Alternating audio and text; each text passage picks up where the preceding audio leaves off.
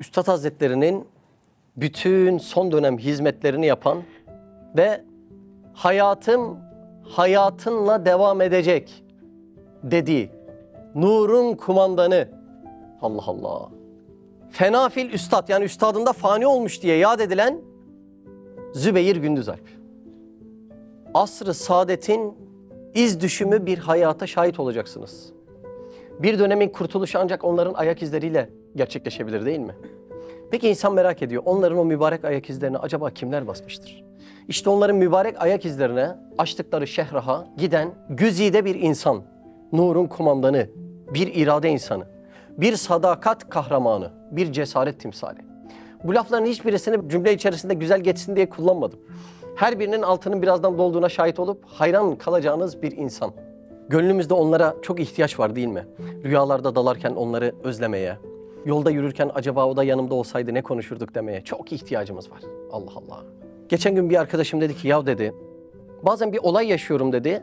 Olayın çağrışımı bir filmden sahne olarak bana dönüyor dedi. O olayın çağrışımının bir kahramanın hayatı olarak bana dönmesi gerekmez miydi dedi. Öyle gerekirdi, değil mi? Yani biz yaşadığımız olaylarda film mi akla getireceğiz? Yoksa ya bu olayı daha önce birisi yaşamış, bir kahraman yaşamış, bize bir yol göstermiş, bize bir yol açmış diyerek onları mı düşünmemiz lazım? İşte onları düşünmek için hayatlarını en ince detay ve ayrıntısına kadar bilmek lazım. Bugün Üstad Hazretlerinin hayatım hayatınla devam edecek dediği bir kahraman Zübeyir Gündüzalp'i işleyeceğiz. Bu cümlenin aynısını bir de merhum Sungur abiye söylüyor Üstad Hazretleri. Gölgesinde asla oturamayacağını bildiği ağaçları yetiştirmek için ömrünü adamış bir insan. Tohumu atmış ama neticesini hiçbir zaman düşünmemiş. Kendisinin birazdan şahit olacağınız hayatı maddi alemin fakiri ama mana aleminin sultanı bir insan. Sadece bir cümlesi şöyle: tembelliğe, basit ve manasız zevklerime müsaade etmeyeceğim. Yani en ince detaya, hayatının her ayrıntısına kadar irade kullanan bir insan. Bizim çoğu zaman huzurumuzun elimizden alınma ve çalınmasının sebebi, çalan şeytan, yani o yüzden o kelimeyi kullandım. Anın vacibi olan işleri yapmamamız. O an tefekkür etmen gerekirdi. O an namazında hassas davranman gerekirdi. O an düşünceni, tefekkür dünyanı Kur'an'ın ince anlam derinliklerine adaman gerekirdi. Birinde müzik açtın, birinde şamataya vurdun, birinde lafı güzafta bulundun, birinde o kalbi öldüren gülmelere tutuldun. Öyle olunca ne oldu biliyor musun? O an gafletten biraz uyuduğunu zannettin ama gelecekteki bütün huzurunu çaldın. Şu an dünya için konuşuyorum. Bunu bir de ahirete bakan veçesi var, doğru mu? Dünyada bile zamanında latifelerini gerektiği ölçülerde beslemeyen bir insanın ileriki yaşlarda nasıl bunalımlara girdiğine biz şahit oluyoruz. Allah bizi o hallerden muhafaza buyursun. Hiç dünya hali bile kaldırılacak bir hal değil. Cehennemi düşünmek bile istemiyorum. O anlar nasıl değerlendirilip ruh sürekli mutlu bir hale getirilir? İşte şimdiye kadar okuduğumuz hakikatlerin vücuda dönüşmüş, amele, yaşantıya dönüşmüş izi Zübeyir Gündüzalp'in hayatında saklı. Onun hayatını ince ince tanımaya başlayalım. Ondan önce şunu da söyleyeyim de, Zübeyir abinin hayatını okuyunca bir hadis aklıma geliyor da, Uskurullâhe kesiran hatta yekulûne mecnunun. Ne diyor? Yani Allah'a öyle çok zikredin ki size deli desinler. Allah Allah. Biz hep emiri sadece 2-3 kriterde tutuyoruz ya. Bakın bu bir hadis. Bu bir emir. Uskurullâhe kesiran hatta yekulûne mecnunun. Allah'ı öyle zikret ki, yani her anını Allah'ı razı edecek öyle ince detaylarla ör ki seni gören birisi, ya bu adam deli mi ya, bu adam çıldırmış mı desin. Ama aşk böyle bir şey, değil mi? Sevda böyle bir şey. Bakın bizi ahirette kurtaracak bu sevda, bu delilik. Bu peşine düşüp her şeyi siz yaparım ama sensiz yapamam ya Rab diyecek bir ruh hali. İşte o Zübeyir Gündüzalp'in merhumun hayatında mevcut. Ne güzel değil mi resmi? Allah Allah. Baktığında zayıf, belki beti benzi atmış bir abimiz. Ama onun için diyorlar ki şöyle iradesini kullanarak sırtını verse dünyanın yörüngesini değiştirirdi. Böyle bir irade insanı. Allah Allah. Hayata bak, hayata. Evet. Buyurun başlayalım. Tarihçi hayatı. 1920 Konya Ermenek doğumlu. Karamanoğulları Beyliği'nin ilk kurulduğu yer. Kendisi Konyalı ama Kafkas asıllı. Dedeleri 93 Harbi'nden sonra Ermeni'ye yerleşiyor. Hani 1877 Osmanlı-Rus Savaşı var ya, 93 Harbi diyoruz. Ondan sonra oraya yerleşiyor dedeleri. Annesi Seyyide Hanım. Çok takvalı birisi. Annesi Zübeyir abiyi nasıl seviyor? Gül serverim diye seviyor. Şimdi Zübeyir abinin çok fazla yazısı var. Kendi nefsine hitaben ya ey nefsim diyor ya da ey server diyor. Belki o ey server hitabı annesinden kalmış olabilir. Zannımca yani. Nefsine sürekli böyle hitaplarda bulunuyor. Hapse düştüğünde Zübeyir abi annesi şöyle diyecek. Allah yolunda olduğu için ağlamayacağım, üzülmeyeceğim. Ailesine Kafkas dedim ama Barla layıkasında da bir yerde geçmektedir. Zübeyir abinin annesi Arap ve Seyit kökenlidir. Yani Zübeyir abi merhumun bir yanı Efendimiz Aleyhisselatü Vesselam'ın soyuna dayanmaktadır. Babası Mehmet Efendi'dir. Dedesi Hurşit Efendi. Dedesinin hayatında büyük bir rolü var. Çünkü çocukluğunda dini malumatları kim veriyor? Dedesi Hurşit Efendi. İlkokulu Ermenek'te okur. Liseyi Silifke'de okur. Kendisi 1920 doğumlu. Onu da aklımızda tutalım. 1938'de Ermenek PTT memurluğuna başlar. Yaşı kaç? 18. Bu arada o dönem memurluk ne demek? Sultanlık demek değil mi? Tam o dönemlerde. Hatta filmlerde esprileri geçer. İşte kızımı sana veririm ama memur musun değil mi? Öyle espriler geçiyor. 1944'te Konya PTT memurluğuna başlar. Ve kendisi muazzam seviyede Morse alfabesini de bilir. Allah Allah. Kabiliyetlere bak. Alt başlık ibadeti ve tefekkürü. Şimdi böyle dava adamların çocukluğuna da inip incelemek gerekir. Çünkü enteresan olaylar var. Çocuk yaşta sık sık oruç tutar. Askerliği Susurluk'ta yapar. Ve orada yalnız kalıp yüksek tepelere çıkıyor sürekli. Yalnız kalıp çıktığı tepelerde de Allah Allah diye zikrediyor.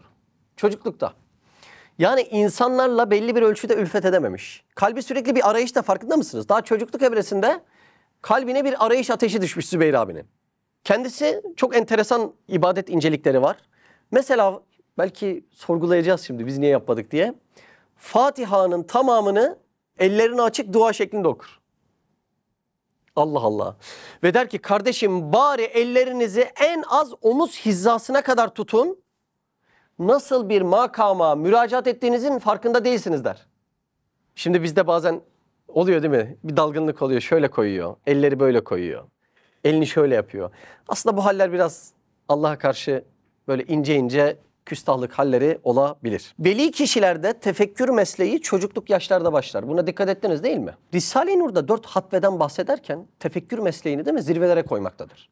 O yüzden bir insanın aleminde tefekkür yoksa, yani bazı olaylar yaşayacak, olaylardaki perdeleri ortadan kaldıracak, Allah Azze ve Celle bana burada ne demek istiyor diyecek değil mi? Tefekkür mesleği bu. Bunu niye verdi? Bunu niye gönderdi? Bu niye oldu? Sürekli Allah'ın mektubunu okumaya çalışacak. İşte tefekkür mesleği budur. Yani Zübeyir abi merhum gibi bazı zatlarda tefekkür mesleği çocukluk yaşlarda başlıyor. Zaten o yüzden belki o yaşta çok dostlarıyla ülfet edemiyor.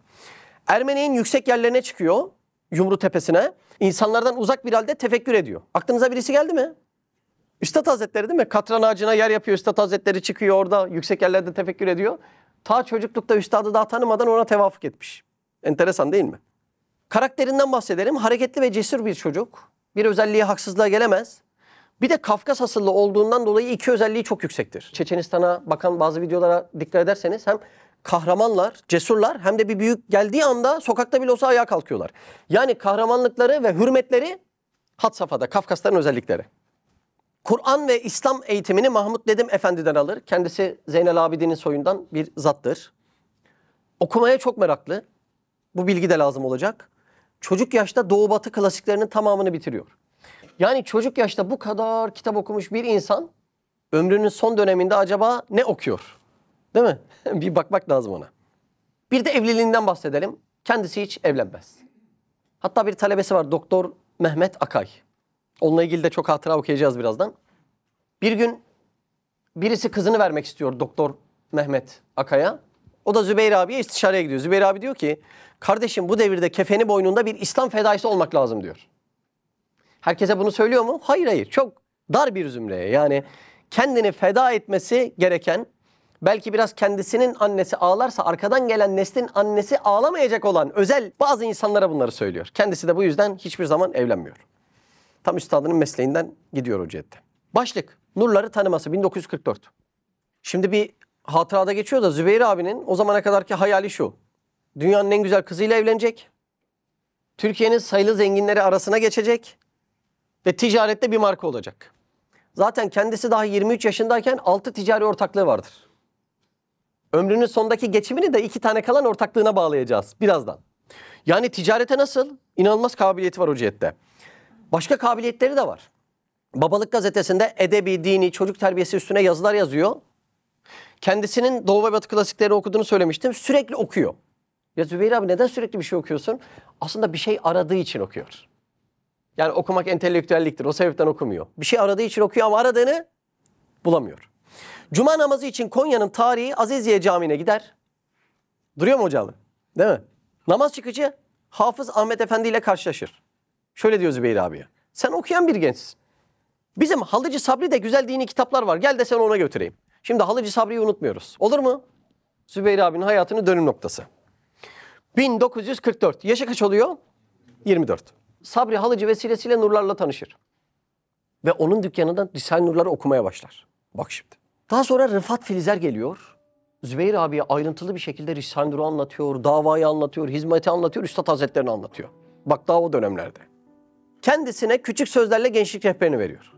Şimdi Zübeyir abi günlük okumalarını yapıyor. Sizdeki gençlik katiyen gidecek. Sözüne denk geliyor, çarpılıyor. Hayatının dönüm noktası. Hiç tefekkürden uzak olduğumuz konular değil mi ya? Sizdeki gençlik katiyen gidecek. Bu söze bir denk geliyor, çarpılıyor. Bak dünyevi kabiliyeti ne kadar yüksek bir insan bu söze denk geldikten sonra günlük okumalarını 14 saate çıkarıyor. Aramak bu demek değil mi? Allah Allah. Diyor yani her arayan bulamadı ama bulanlar hep arayanlardı. İşte aramak böyle bir şey. Kendisi şöyle ifade edecek ileride. Eğer Allah bana cennette bir yer verecekse evvela Halıcı Sabri abinin bu küçük odasını versin. Çünkü ben orada nurlara kavuştum. Ne örneği bu? Vefa örneği. Nurları ilk tanıdığı yeri ve oraya duyacağı derin vefayı es geçmiyor. Bakın bunlar bizim kaybettiğimiz yerler. Biz böyle bu işleri duymaya mecburuz. Hiçbiri Allah'ın ihsanı, ikramı değil. Birine verilen vefa lazım değildir gibi böyle hoyratça yaşıyoruz. Ve buralardan dolayı birçok manevi duygularımızı kaybediyoruz. Burada ne örneği var biliyor musunuz? Cennette diyor Halıcı Sabri'nin küçük odasını isterim diyor. Çünkü nurları orada tanıdım. Ne örneği var burada? Derin bir vefa. Şu hadisi hatırlatmak isterim. Ahde vefa imandandır. Tersten okuyalım mı hadisi? İman yeterli ölçüde yoksa sende vefa yoktur. Ne derin meseleler ya. Kendisi günde 14 saat Risale-i Nur okuyor ve kendisini anlatacak en önemli cümlelerden birisi. Okuyor, okumaktan yorulunca dinlenmek için yine okuyor. Eğer okumazsam aldanabilirim kardeşim diyormuş biliyor musun? Allah Allah. Kendisinin bir nasihatı vardır. Onu da yeri gelmişken söyleyeyim. Günde 10 sayfa okuyan imanını muhafaza eder. 15 sayfa okuyan şevke gelir. 20 sayfa okuyan hizmet eder. Bu hatta böyle magnet olarak çoğumuzun buzdolaplarında da duran bir nasihatıdır Zübeyir abinin. Ben bu nasihatı tam burada söylemek istedim. Çünkü evet kendisinin nasihatı budur ama hayatı da budur. Nasıl bir hayat yaşadığının örnekliğini günlük 14 saat okuma ne demekmiş onları da bence göz ardı etmemek lazım. Ankara Üniversitesi'nde o meşhur konferansı verdiğinde 27 yaşında. O konferans Sözler kitabının arkasında var mıdır? Vardır. Nasıl insan okuduğunda değil mi? Böyle heyecanı yükseliyor, cesareti artıyor. O meşhur konferansı verdiğinde 27 yaşında. Bunu da söylemek istedim. Yeni başlık, Üstadı ziyareti. Şimdi bir sıralamaya daha dikkat edeyim. Üstadı görüp sonra okuma yapmıyor. Okuma yapıyor. Üstad Hazretleri'nin manasını anlıyor. Sonra da görme isteği uyanıyor. Üstad Hazretleri'nin çok fazla görme iştiyakı başlar. 1946'da 2 arkadaşı ile Afyon Emirdağ'a ziyarete gider. Kim onlar? Sabri Alıcı'nın oğlu Mehdi Alıcı, bir de Rıfat Filizer'le. Yolda giderken vasıta bulamaz. Faytonla gider bir de fırtına bastırmasın mı? Oo, sırılsıklam. Bir de Zübeyir abi çok üşür. O hava koşullarında o kadar üşürken Üstad Hazretleri'ni ziyarete gidiyor. Emirdağ'a varırlar. Emirdağ'da hangi aile vardı? Çalışkanlar ailesi. Çalışkanlar ailesini bulurlar. Ceylan Çalışkan'a ulaşırlar. Ceylan Çalışkan Üstad Hazretlerine söyler. Üstad Hazretleri onları buyur eder. İçeri ilk girdiği anda yolda ne çekmişti? Meşakkat değil mi? Sıkıntı çekti. Yolda çektiği meşakkate binaen Üstad Hazretleri Zübeyir'e der ki kardeşim hizmetimiz meşakkattir. Bak.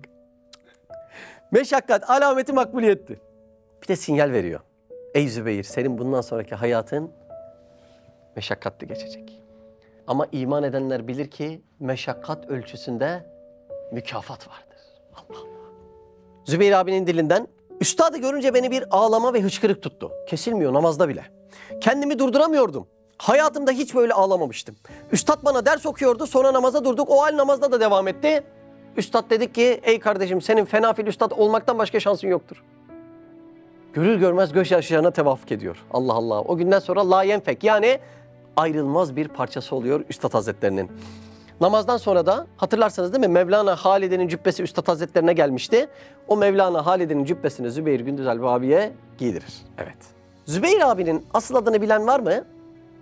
Ziver, çok güzel. Aslında Zübeyir değil adı. Asıl adı Ziver'dir. İşte geldiğinde o ziyarette Üstad Hazretleri soruyor. Kardeşim senin adın ne diyor? Ziver diyor. O Zübeyir kardeşim hoş geldin diyor. Üstadım Ziver Ziver diyor. Zübeyir kardeşim hoş geldin diyor. Yani senin bu saatten sonra adın Zübeyir. Neden diye abiler hatıralarda yazmışlar. Asr-ı Saadet'te Efendimiz Aleyhisselatü Vesselam'ın katibi, sır katibi sayılacak, havarisi sayılacak bir isim. Zübeyir bin Avvam. Diyor ki her peygamberin bir havarisi vardır. Hadis bu. Benim havarim ise Zübeyir bin Avvam'dır.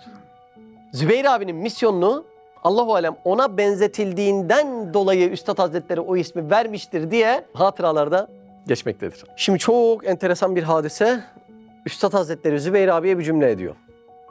Zübeyir ben seni daha 3 yaşında çocukken manevi himayeme aldım diyor. Yani Zübeyir abi daha aslında çocukken himaye altına alınmıştır. Buna ne deniyor biliyor musunuz? Bir kavramı vardır. İstifa. Kelimeyi tekrar eder misiniz? İstifa. Seçilmek demektir. Mustafa ismi nereden gelir? Buradan gelir. Mustafa ne oluyor o zaman? Seçilmiş oluyor. Bazı manevi şahsiyetlerde bu istifa meselesi zuhur eder. Seçimlerden geçe olgunluğun zirvesini yaşarlar. Bizim anladığımız kadarıyla Zübeyir abi de böyle bir insandır. Dedesi vefat ettikten sonra Zübeyir abinin babasının rüyasına girer.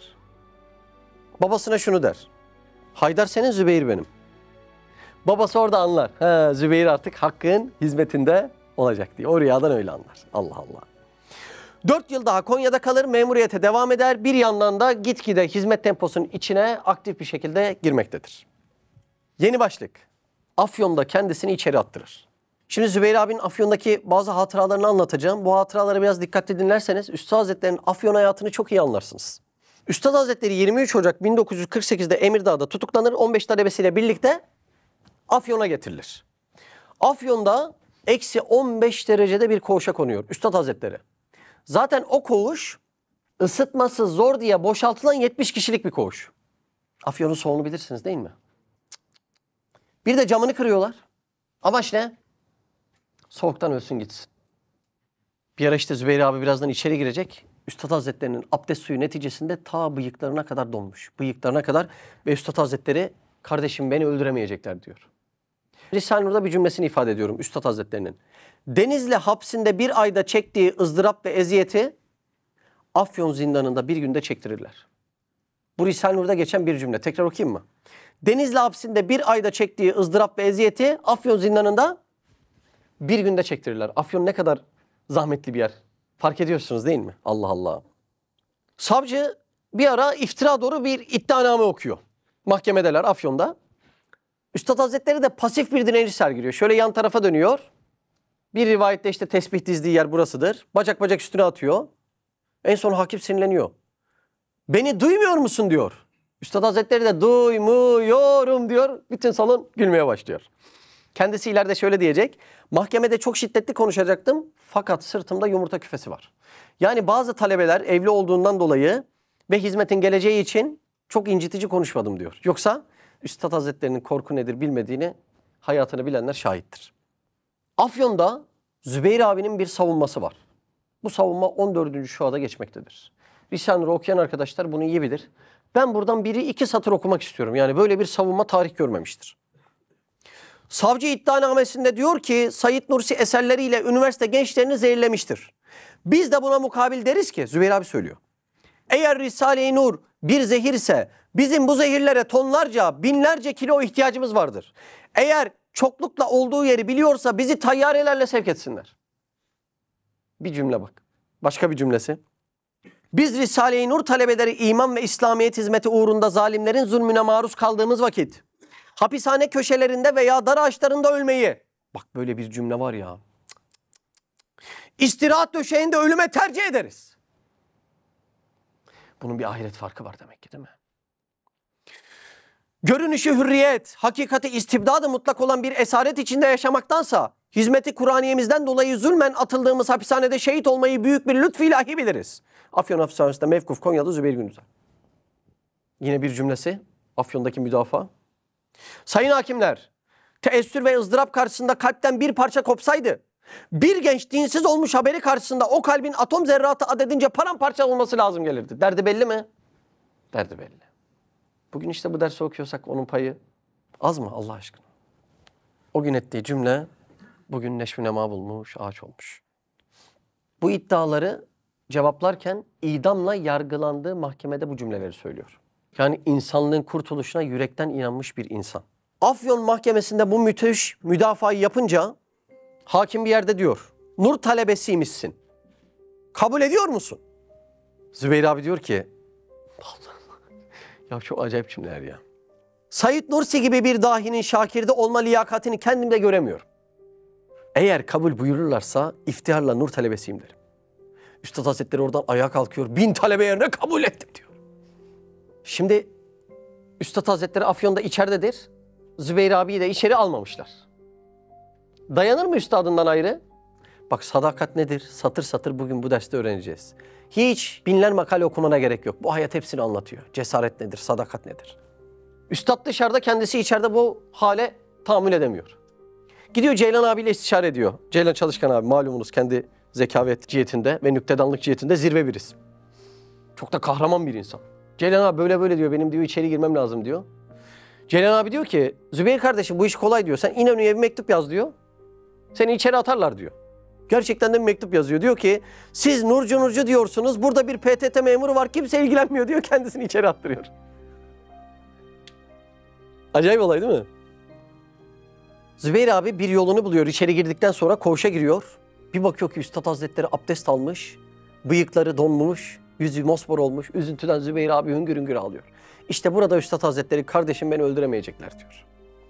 Haftanın 2 günü berber günü. Zübeyir abinin sakallı resmi var birkaç tane, gördünüz mü? O sakallı resimleri buyurun Afyon hapishanesinde. Neden? Sakal bırakıyor ki berberle üstadın koğuşu yan yana. Ben hep berbere gideceğim diyerek aslında üstada gidecek. Allah Allah.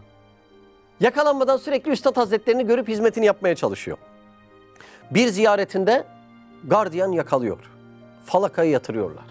Bakın şimdi çok önemli bir mesele, çok. Falaka vurulacakken zihnine Risale-i Nur'dan ezberlediği bir cümle geliyor. Üstad Hazretleri'nin İngiliz işgalinde İngilizlere karşı söylediği. Aç olan canavara karşı tahappüp etsen, sevgi göstersen, merhametini değil iştihasını açar. Sonra döner geliyor tırnağının hem dişinin kirasını senden ister. Acıkmış bir canavara. Bir de sevgi göstersen dönüp dişinin de kirasını senden ister diyor. Öyle olunca onlara nasıl bağırıyor biliyor musunuz? Vur! Ayağına vuruyorlar, vur diye bağırıyor. Vuruyorlar, vur diye. Ters psikoloji. Gardiyanlar kafayı yiyor. Korkuyor ya, bununla uğraşılır mı diyor, vurmayı bırakıyorlar. Tabii o zamana kadar yediklerinden dolayı ayağının şişmesi sonucu bir hafta yere basamıyor. Allah Allah. Bir kriz anında ne yaptığını fark ettiniz mi? Zihninden Risale-i Nur okudu. Şimdi biz burada haftalık ezberler yapıyoruz değil mi? Şu cümleyi ezberleyelim, manasını anlayalım. İşte görevli hoca arkadaşlarımız ezberleri alıyorlar değil mi? Haftalık bunları yapıyoruz.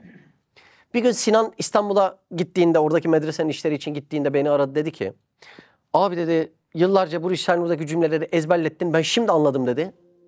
İstanbul'da nerede bir olay yaşasam gayri iradi Risale-i Nur'dan bir ezber cümlesi hemen yardımıma koşuyor ve saatlerce bir cümleyi konuşup muhabbet ediyorum dedi. Yani zihninden Risale-i Nur okuma meselesi kriz anlarında çok önemli.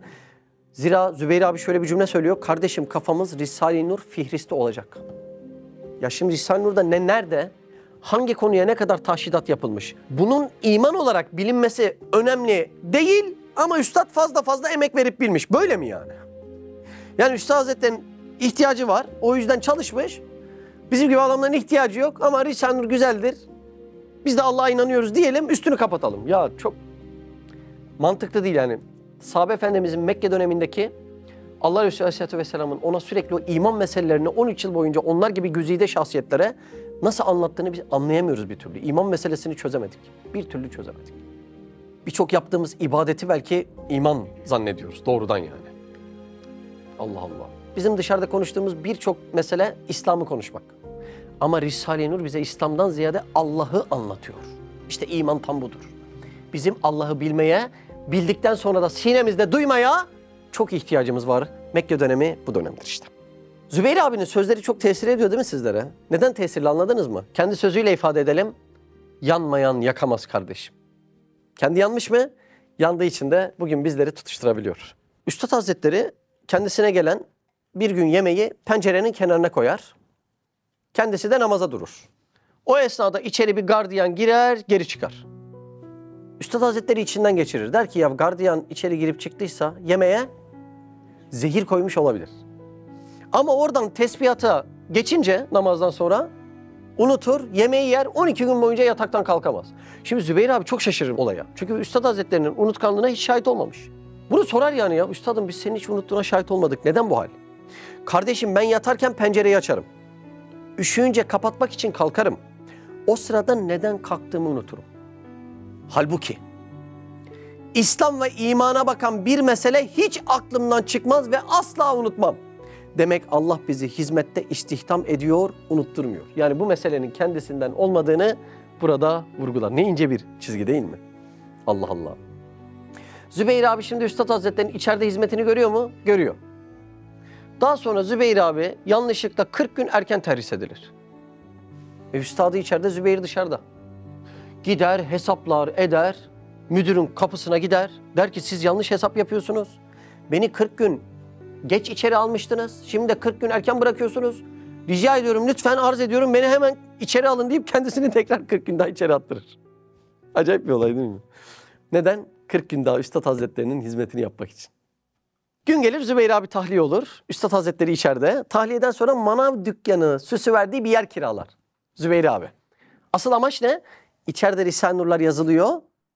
Onları dışarı çıkaracaklar. Sonra da gerekli yerlere kargolayacaklar. Her gün hapishaneye giderek Üstad Hazretleri'nin hizmetini yapmaya çalışır. O esnada da hapishanede 15. şua yani El Hüccetüz Zehra yazılmakta. Akla zarar bir risale değil mi? Akla zarar. Hatırlar mısınız? Ecel ve rızık belli değildir diye bir ders okumuştuk. İşte o dersin olduğu yer. Akla zarar bir şey. Yeni mahkum girişlerinde Zübeyir abi araya kaynar. Çünkü Zübeyir abiyi gören yine mi sen geldin kardeş gitsene diyor. O yüzden yeni mahkum girişlerinde araya kaynıyor. Ceylan abiyle denk geliyor. Kağıdı mürekkebi ona veriyor. Ceylan abinin cebinden de Üstad Hazretleri'nin yazdıklarını alıyor. Sonra bir memur bir gün fark ediyor. Hemen iri yarı bir nur talebesi giriyor, kavga çıkarıyor. O arada zaten Zübeyir abi orayı terk etmiş. Allah Allah. Hapiste nüfuslu biri var. Hapishanenin yemeklerini yemiyor. Yemeği nereden geliyor? Dışarıdan geliyor. Onunla da nur talebeleri anlaşıyor. Yemekle birlikte kağıt ve mürekkebi içeri bu şekilde sokabiliyorlar. Bakın bugün evimizde durup okumadığımız Risale-i Nurlar nasıl yazılmış? Şimdi yani biraz yüreğinde Üstad Hazretlerini duymuş bir insan için bunu söyleyebilirim. Bu okumamak biraz nankörlük olmaz mı acaba? Yani değil mi? Daha sonra o yemek geliyor ya, dışarıdan yemekleri geliyor. O yemeğin bulaşığıyla birlikte yazılan Risale-i Nurları da buluşturup içine koyuyorlar. Yazılanları da o şekilde dışarı gönderiyorlar. Bazen de pardesünün astarına dikiyorlar, o şekilde dışarı gönderiyorlar. Şimdi şuraya bir dikkatinizi toplar mısınız? Bu çok önemli bir hadisi anlatacağım.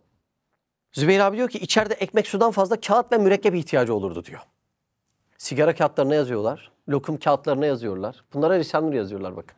Biz hapisten çıkarken üzerimizde silah bıçak değil, kağıt ve mürekkep ararlardı.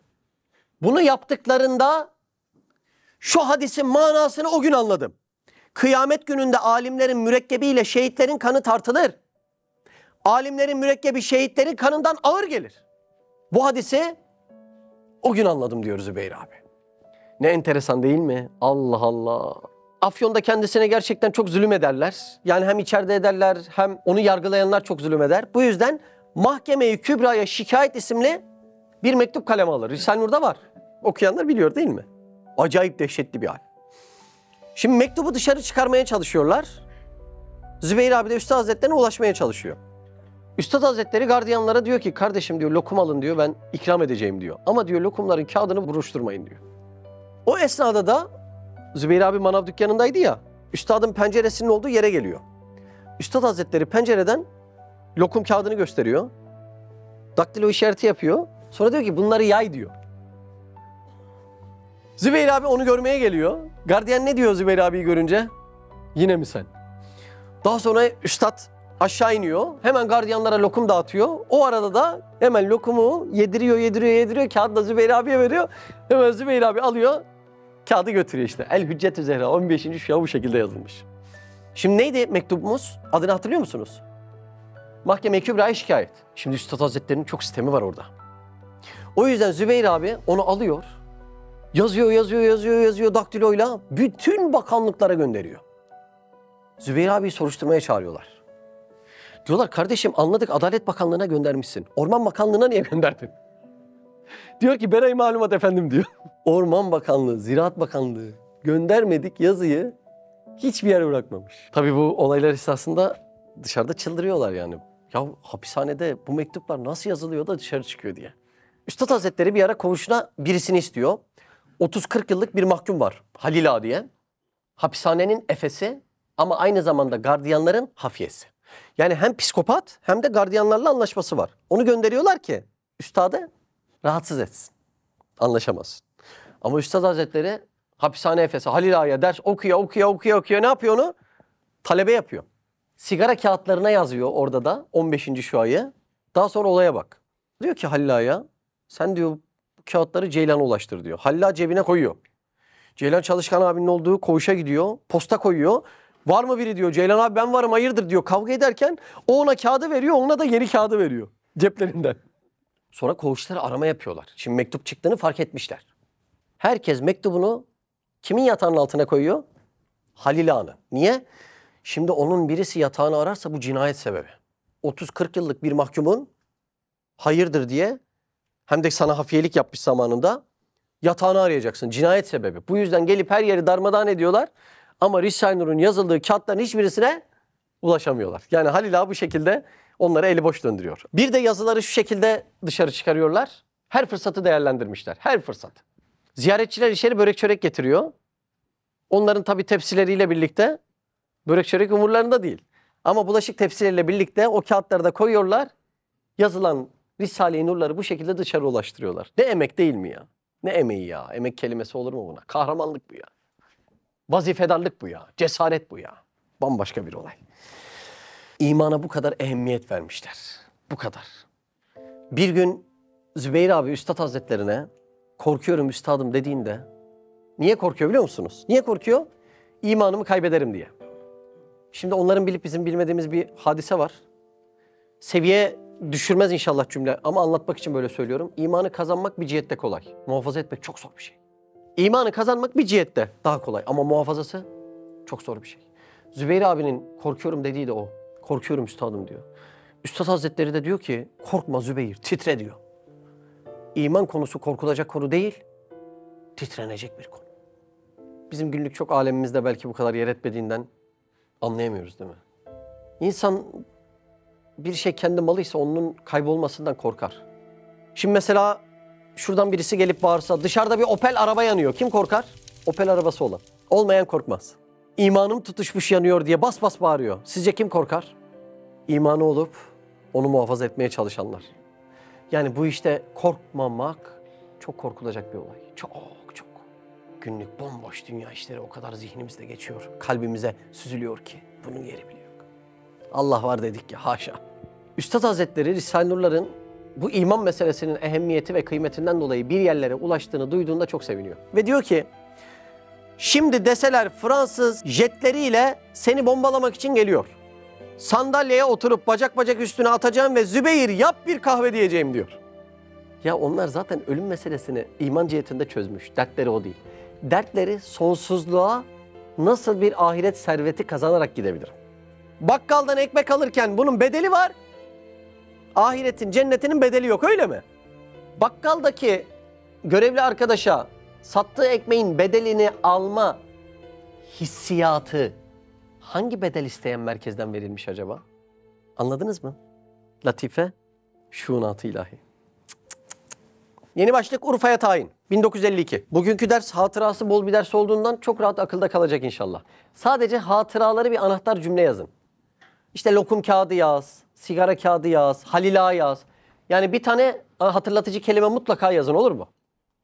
Afyon'dan tahliye olur Zübeyir abi. 1951'de Islahiye'ye telgraf memuru olarak tekrar vazifesine döner. Islahiye'de herkesle çok güzel ilişkiler kurar.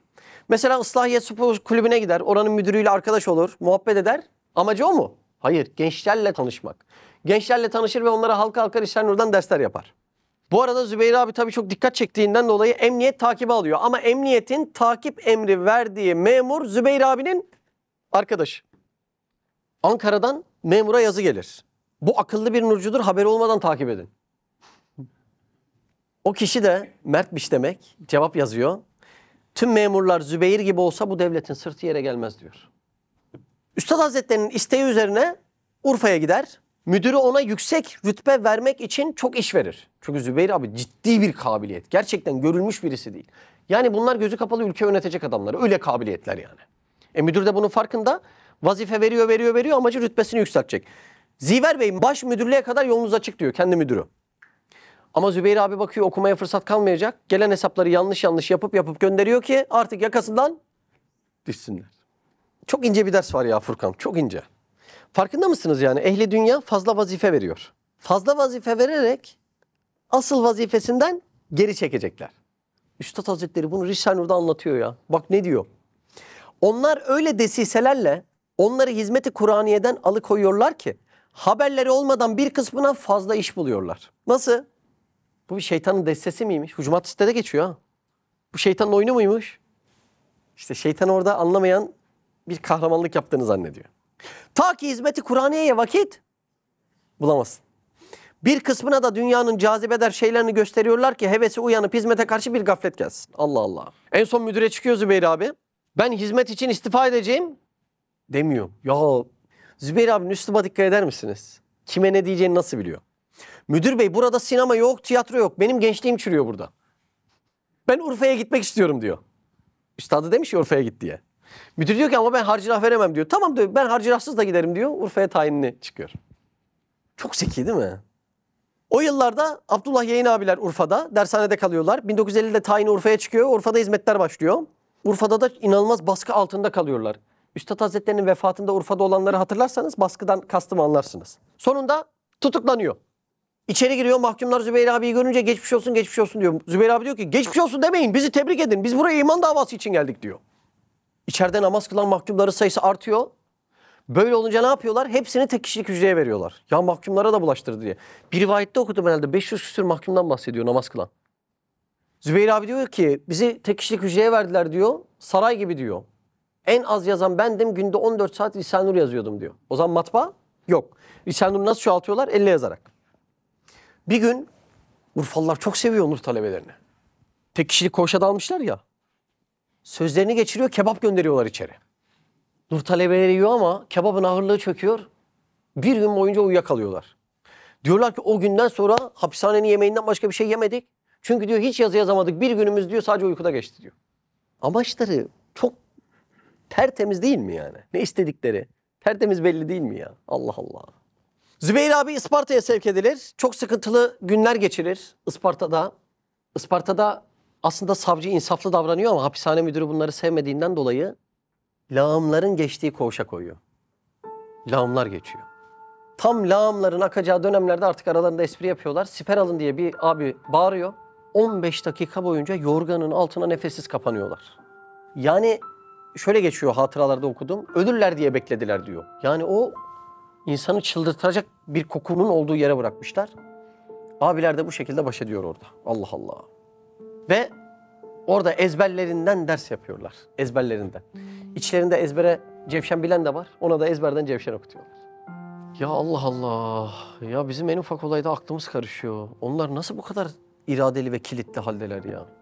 Demek bizim kalbin put dolu olduğu çok belli değil mi?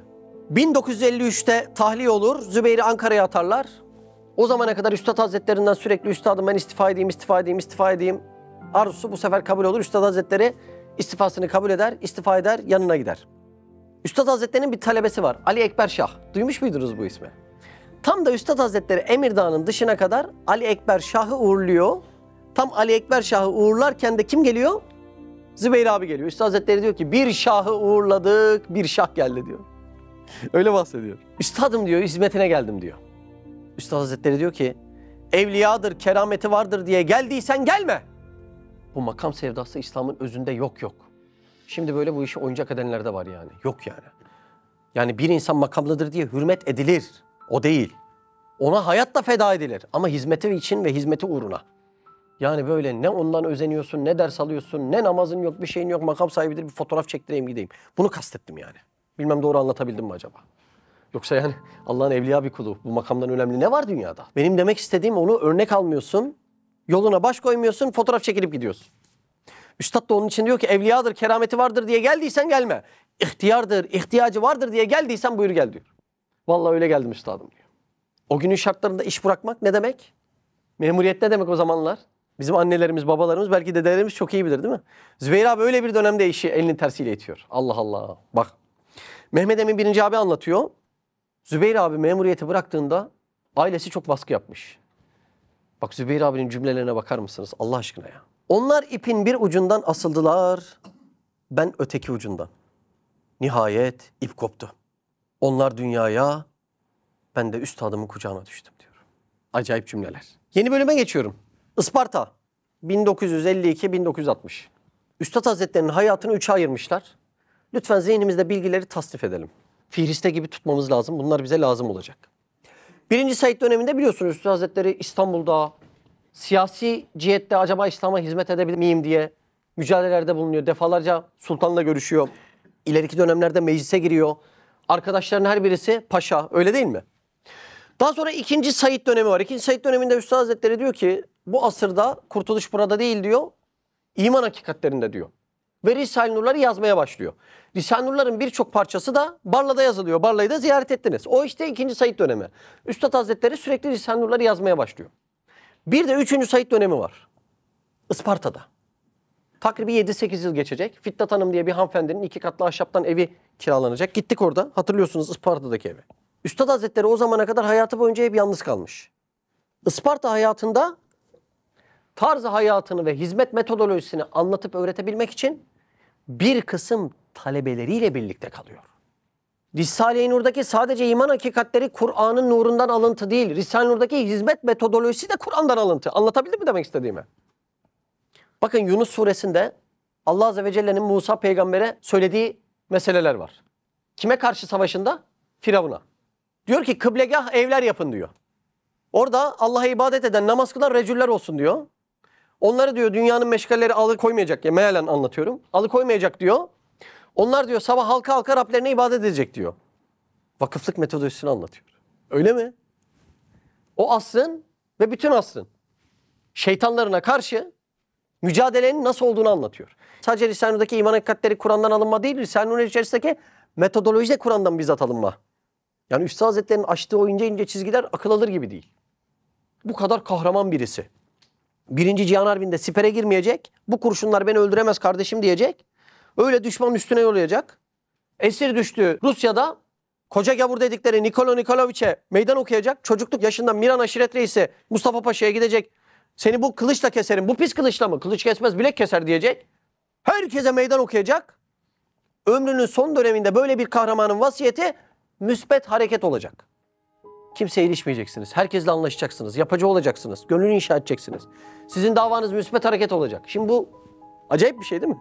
Gençliğinde korkmayan ihtiyarlığında hiç korkmaz. Üstad Hazretleri atom bombası etkisinde bir metot bulmuş. Onun adına da müsbet hareket demiş. Şimdi bu nereden alınma acaba? Çok ciddi hakikatler bunlar. Bunu iyi anlamamız lazım. Bunları ders verdiği döneme de 3. Said dönemi deniyor. Isparta'da Fitnat Hanım'dan kiraladıkları o 2 katlı ev. Mutlaka yolda düşenler geçsin. Orada bazı bir kısım talebeleriyle bu hizmet hayatının metodolojilerini, düsturlarını, tarzını tam anlatabilmek için 7-8 yıl boyunca birlikte yaşayacak. O zamana kadar hep tek yaşamış. Zübeyir abi de işte o hayatında Üstad Hazretleri'nin hem veziri hem bir sır katibi olacak. Hiç yanından ayrılmıyor. Şahsi hizmetlerini yapacak. Birazdan ayrıntıları görürüz. Bir laf vardır Yavuz Sultan Selim'in bilirsiniz. Kurbu sultan ateşi suzandır. Yani sultana yakın olmak ateşten gömlek giymek demektir. Zübeyir abi bunu alıyor işte. Aldığı vazife budur. Böyle olunca da Üstad Hazretleri bir hamur gibi yoğurmuş Zübeyir abi. Yani her insanın katlanamayacağı noktalarda onu imtihan etmiş. Birazdan Sadakat diye bir bölüm var, orada çok şaşıracaksınız. Böyle imtihan olur mu diye. Üstad Hazretleri 1. Said döneminde kendisine en yakın olarak talebe tuttuğu kişi biraderzadesi Abdurrahman. 2. Said döneminde Albay Hulusi abi, 3. Said döneminde de Zübeyir Gündüzalp abi. Allah Allah, ne ince bir mesele. Yeni başlık, Üstadın vefatı 1960. 1960'da Urfa'da Üstad Hazretleri ruhunun ufkuna yürür. Talebeleri bir araya gelir. Herkesin aklında bir soru var. Nedir sizce? Çok güzel. Bundan sonra hizmet nasıl devam edecek? Çünkü Üstad Hazretleri vefat ediyor. Aynı olay Efendimizin vefatında da yaşanıyor değil mi? Kim topluyor onları? Hazreti Ebubekir Efendimiz topluyor. Zübeyir abi de aynı o misyonu eda eder gibi herkesi toplayıp öyle bir konuşma yapıyor ki o konuştukça herkesin kafasındaki soru işaretleri eriyor ve bir birliktelik sağlanıyor. Bir gün Üstad Hazretleri Zübeyir abiye şöyle bir soru soruyor. Zübeyir diyor, benden önce mi ölmek istersin sonra mı? Zübeyir abi diyor ki sensiz dünyanın ne kıymeti var? Sizden önce ölmek isterim üstadım diyor. Demek erkenden kabre yatıp rahat etmek istiyorsun. Hayır, benden sonra kalacak çile çekeceksin. Dediği gibi de olur. Bir yandan 27 Mayıs ihtilalinin getirdiği baskılar, bir yandan Üstad Hazretleri'nin vefatıyla cemaat içerisindeki bir çalkalanma, bir yandan da Zübeyir abinin adı bile bilinmeyen sayısız hastalıkları hepsi üst üstedir. Zübeyir abi her birisini göstererek buranın meşakkat yeri olduğunu anlar, ahiretin de mükafat yeri olduğunu anlar ve bunlarla mücadele eder. Yine çok ince bir nokta, Üstad Hazretleri'nin vefatından sonra ilk yapacağı iş nedir biliyor musunuz? Eskişehir'de kapanıp 3 kez külliyatı devirir. Okumazsam aldanabilirim kardeşim. Bakın Risale-i Nur'u yani Allahu alem zihninden ezbere okuyabilecek bir şahsiyeti konuşuyoruz. Yine de kapanıp 3 kez külliyatı deviriyor. Ne enteresan değil mi? Biz hala birbirimize günlük şu kadar okur musun meseleleri konuşuyoruz. Hiç bence icap etmiyor. Başlık, taşınmalar. Üstad Hazretleri'nin 111 gün sonra kabrini açıp mezarını Urfa'dan taşıyacaklar biliyorsunuz. Bu planın öncesinde biraz tedbir alıyorlar. Oradakiler ayaklanıp problem çıkarmasın diye. Bütün talebeleri diyorlar ki hepiniz memlekete gideceksiniz. Yani Urfa'da kimseyi bırakmamaya çalışıyorlar. Bu iş yapılırken bir tepki üstümüze toplamayalım diye.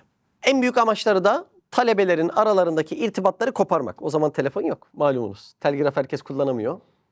Yani biri bir memlekete, biri bir memlekete giderse o irtibat nasıl olacak? Çok güç olacak. Asıl amaçları bu. Zübeyir abi önce Antep'e geçiyor. Oradan baba ocağı Konya'ya geçiyor. Kısa süre Eskişehir'de kalıyor. Sonra Ankara'da 1,5 yıl kalacak. Sonra temelli İstanbul'a yerleşecek. Niye bu kadar gezmiş? Amacı gene o ipleri bağlamak. Manevi ipleri. Geziyor, geziyor, geziyor. Manevi ipleri bağlamak istiyor. Başka bir yerde de diyor ki sürekli aynı yerde kalmak gaflet verir kardeşim diyor. O seyahatin kıymeti bereketini anlatıyor. İstanbul'da bütün abileri umumi istişareye çağırır. Abiler iştirak eder ve orada da hizmetin geleceğiyle ilgili bazı meseleleri konuşurlar. Yeni başlık, hastalık. Kalbi deliktir. Günde bir avuç ilaç kullanır. Bir avuç. Bak kaç tane doktor var burada. Bir avuç ilaç ne demek? Bir avuç. Neden kullanıyor bu ilaçları? Sabah erkenden uyanan Üstad Hazretlerine bir şey lazım olur diye onun hizmetine yetişmeye çalışır. Ömrü böyle geçer. Ve kendi ifadeleri şöyle. Üstad yorulmazdı. Bizi de oturtmazdı. Birçok hizmet verirdi. Sonra bizi çağırıp verdiği hizmetleri önem sırasına göre sorardı. Biz hangisini yapacağımızı şaşırırdık. Bazen üstada yetişeceğiz diye dinlenmeye vakit bulamazdık. Bu işin bereketi buymuş değil mi? Hadi kardeşim o hizmet, hadi kardeşim o hizmet diye. Üstad Hazretlerinin hizmetine yetişmek için adeta uyumaz ama bir gün uyuyakalır. Uyuyakalınca da üstadı işitmez, uyanır. Üstadı işitmediğine çok üzülür. Aynı şey tekrarlanmasın diye artık kapının eşiğinde yatmaya başlar. Üstad Hazretleri kapıdan çıkınca üstüne bassın da Zübeyir'i uyandırsın diye. Sadakate bak, sadakate. Yine de üstadın gücüne yetişemez, yine de. Artık doktor kontrolünde uyumamak için ilaç kullanmaya başlar. Üstadın vefatına kadar bu böyle gider. Tabii vücut bu kadar uyarıldıktan sonra artık kendisi uyuyamaz. Bu sefer de doktor kontrolünde uyuyabilmek için ilaç kullanmaya başlar ve bunun yanında sayısız hastalığı var. Sayısız hastalığı.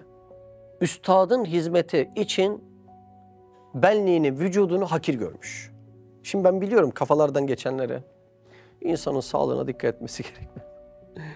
Siz Allah-u Alem Mute Savaşı'nda kesik kolunun üstüne basıp koparıp arkadaşlarıyla cihata giden Ebu Akil'i hiç mi okumadınız yani?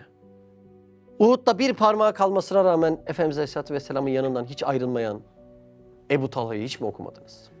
Nesibe annemiz çocuklarını feda ediyor, gene de Uhud'da Allah Resulü Aleyhisselatü Vesselam'ın önünde siper oluyordu. Bunları hiç mi okumadınız? Gençliğini önce kollarıyla sonra kafasıyla feda eden Musab bin Ümeyr Efendimiz'i hiç mi anlamadınız? Bu bir makam mertebe meselesi. O mertebeye geldikten sonra insan ruhu ile bir hayat yaşar ve vücudunu artık gündemine almaz, önemsemez. Bu noktayı yaşayan insanlar diyor zaten hastalığın %90'ı vesvesedir diye. Enteresan. Üstad Hazretlerinin vefatı ile bir de bütün nur hizmetleri onun üstüne kalır ve parmağını başına vurarak şöyle söyler. Durduramıyorum, bu kafamı durduramıyorum ki uyuyabileyim kardeşim der. Her an hizmet düşünür, her an yeni bir formül düşünür. Bir gün Zübeyir abi çok ağır hasta. Süleymaniye'deki evin üst katında.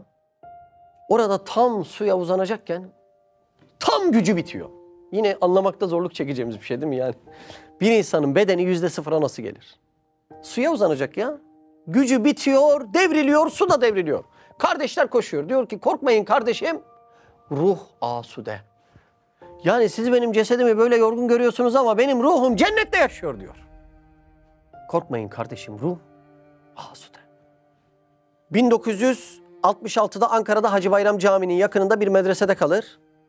Hasta olduğu için 3 gün odasından çıkmaz. 3 gün. Ahmet Fevzi abi en son merak eder, endişelenir, bakar, ona şöyle söyler. Kardeşim böyle olması icap eder. Bak, kaderi nasıl karşılıyor? Daha bugün yine herhalde bir 20-30 kez duymuşumdur. Ya şöyle olsaydı daha iyi hizmet ederdim. Böyle olsaydı daha iyi ibadet ederdim. Şu şartlar şöyle olsaydı evimi taşırdım, böyle olurdu. Yani bir türlü kadere iman edemiyoruz. Kabullenemiyoruz yani. Allah Azze ve Celle böyle yapmanı istiyor. Ondan iyi mi bileceksin? Diyemiyoruz yani. O kadar enaniyetliyiz ki. Şu cümledeki inceliğe bak. Kardeşim böyle olması icap eder. Üstadın vefatından sonra Allah çizgide tutmak için dünyaya meyletmemi istemiyor. Cümleye bakın. Allah Allah. Kaderin bir de ince çizgisi, bu hastalıklarla kişiyi kendinden geçiriyor ki milletin imanını selamette görmek için cehennem alevlerinde yanmaya bile razı olacak bir kemalata erişilsin. İnce mesele. Zübeyir abi hasta olunca kapısını günlerce kilitliyor. Sıkıntısının bilinmesini istemiyor.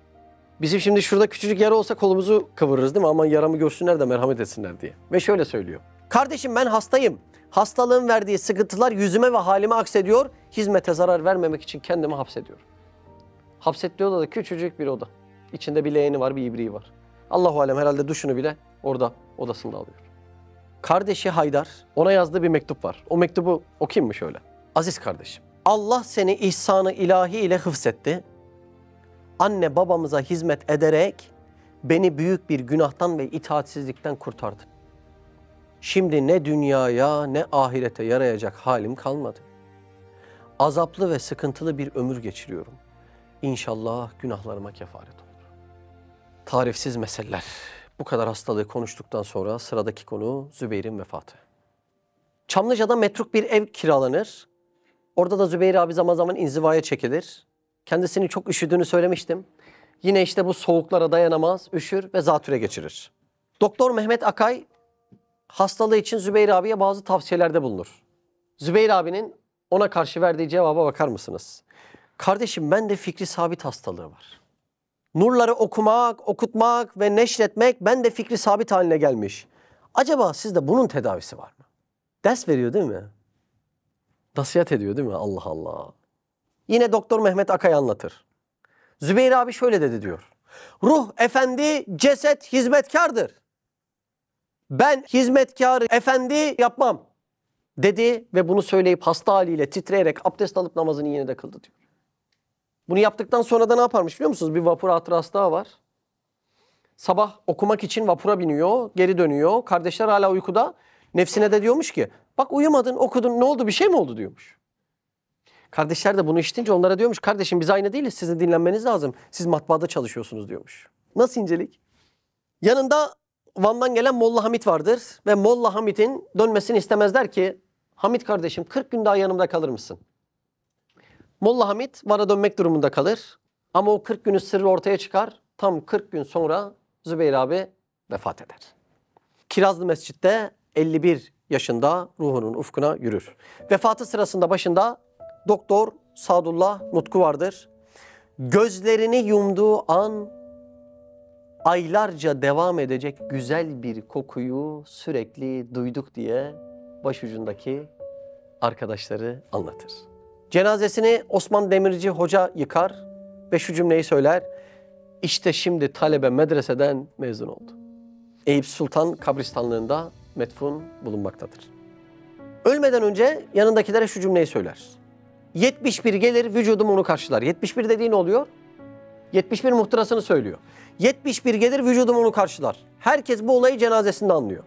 Cenazesine iştirak eden cemaatin muhteşemliği ve kalabalığı bazılarının hesabını yeniden gözden geçirmesine sebep olur.